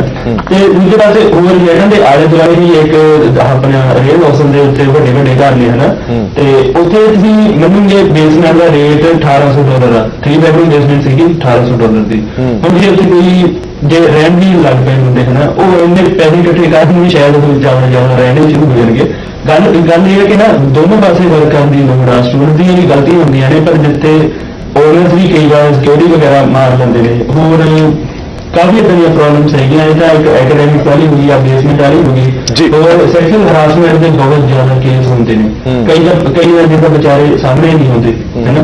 ਪਰ ਇਹਦਾ ਮਤਲਬ ਇਹ ਨਹੀਂ ਕੋਈ ਡਰਨ ਦੀ ਲੋੜ ਨਹੀਂ ਹੈਗੀ। ਕਾਫੀ ਇੱਥੋਂ ਦਾ ਜੋ ਵੀ ਸਿਸਟਮ ਹੈਗਾ ਬਹੁਤ ਹੈਲਪ ਕਰਦਾ। ਜੇ ਕਿਸੇ ਨਾਲ ਅਜਿਹਾ ਹੁੰਦਾ ਉਹਨਾਂ ਨੂੰ ਸਾਹਮਣੇ ਆਉਣਾ ਚਾਹੀਦਾ। ਤੇ ਵੈਸੇ ਜੇ ਜਿੰਨੀ ਇੱਥੇ ਸਟੂਡੈਂਟ ਦੀ ਤਾਦਾਦ ਹੈਗੀ ਆ, ਮਤਲਬ 1 ਲੱਖ ਦੇ ਕਰੀਬ ਕਹਿੰਦੇ ਨੇ, ਤਾਂ ਹੁੰਦੇ ਪੋਸੀਬਿਲਿਟੀ ਹੈਗੀ ਆ ਕਿ ਇਵੇਂ ਦੇ ਕੇਸ ਹੋਣਗੇ। ਪਰ ਮੇਰੇ ਖਿਆਲ ਨਾਲ ਇਹ ਹੈ ਕਿ ਮੈਂ ਕੋਈ ਡਰਾਉਣ ਦੀ ਕੋਸ਼ਿਸ਼ ਨਹੀਂ ਕਰ ਰਿਹਾ ਕਿ ਇਵੇਂ ਦੇ ਕੇਸ ਹੁੰਦੇ ਨੇ। ਠੀਕ ਹੈ, ਹਰ ਜਗ੍ਹਾ ਹੁੰਦੇ ਨੇ। ਮੈਂ ਢਿੱਲੋਂ ਸਾਹਿਬ ਤੋਂ ਜਵਾਬ ਲੈ ਲਾਂ। ਢਿੱਲੋਂ ਸਾਹਿਬ, ਦੋ ਸਵਾਲ ਨੇ। ਪਹਿਲਾ ਸਵਾਲ ਇਹ ਹੈ ਕਿ ਜਿਹੜੀ ਗੱਲ ਜਸਪ੍ਰੀਤ ਨੇ ਕਹੀ ਕਿ ਜਿਹੜੀਆਂ ਪ੍ਰੋਬਲਮਸ ਨੇ ਉਹਨਾਂ ਨੂੰ ਅਟੈਂਡ ਕਰਨ ਵਾਲਾ ਕੋਈ ਨਹੀਂ ਹੈਗਾ, ਉਹਨਾਂ ਦੇ ਬਾਰੇ ਕੋਈ ਸੋਚਣ ਵਾਲਾ ਨਹੀਂ ਹੈਗਾ, ਇਸ ਲਈ ਅਜਿਹੀਆਂ ਚੀਜ਼ਾਂ ਵੀ ਹੋ ਸਕਦੀਆਂ ਨੇ। ਦੂਜੀ ਗੱਲ ਢਿੱਲੋਂ ਸਾਹਿਬ, ਜਿਹੜੀ ਤੁਸੀਂ ਗੱਲ ਰੱਖੀ ਹੈ ਉਸ ਤੇ ਹੁਣ ਤੁਹਾਨੂੰ ਕੀ ਲੱਗਦਾ ਕਿੰਨੀ ਕੁ ਪ੍ਰੋੜਤਾ ਹੋਏਗੀ ਉਸ ਗੱਲ ਦੀ? ਜੇ ਤੁਹਾਡੀ ਗੱਲ ਨਹੀਂ ਮੰਨੀ ਜਾਂਦੀ ਤਾਂ ਫਿਰ ਅੱਗੇ ਕੀ ਹੋਏਗਾ?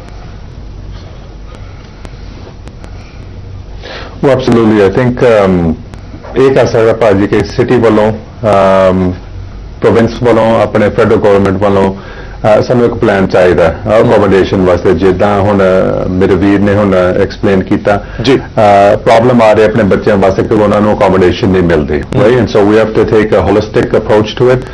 ਸਾਰੇ ਲੈਵਲਸ ਆਫ ਗਵਰਨਮੈਂਟ ਨੂੰ ਦੇਖਣਾ ਪੈਣਾ ਕਿ ਆਪਾਂ ਇਹਨਾਂ ਦੀ ਅਕੋਮੋਡੇਸ਼ਨ ਨੂੰ ਕਿੱਦਾਂ ਆਪਾਂ ਸੋਲੂਸ਼ਨ ਲੱਭ ਸਕਦੇ ਹਾਂ। ਤਾਂ I just want to say this, ਇਹ ਵੀ ਮੈਂਸ਼ਨ ਕਰਨਾ ਚਾਹੁੰਦਾ at the end of the day ਕਿ ਇਹ ਕਿਸੇ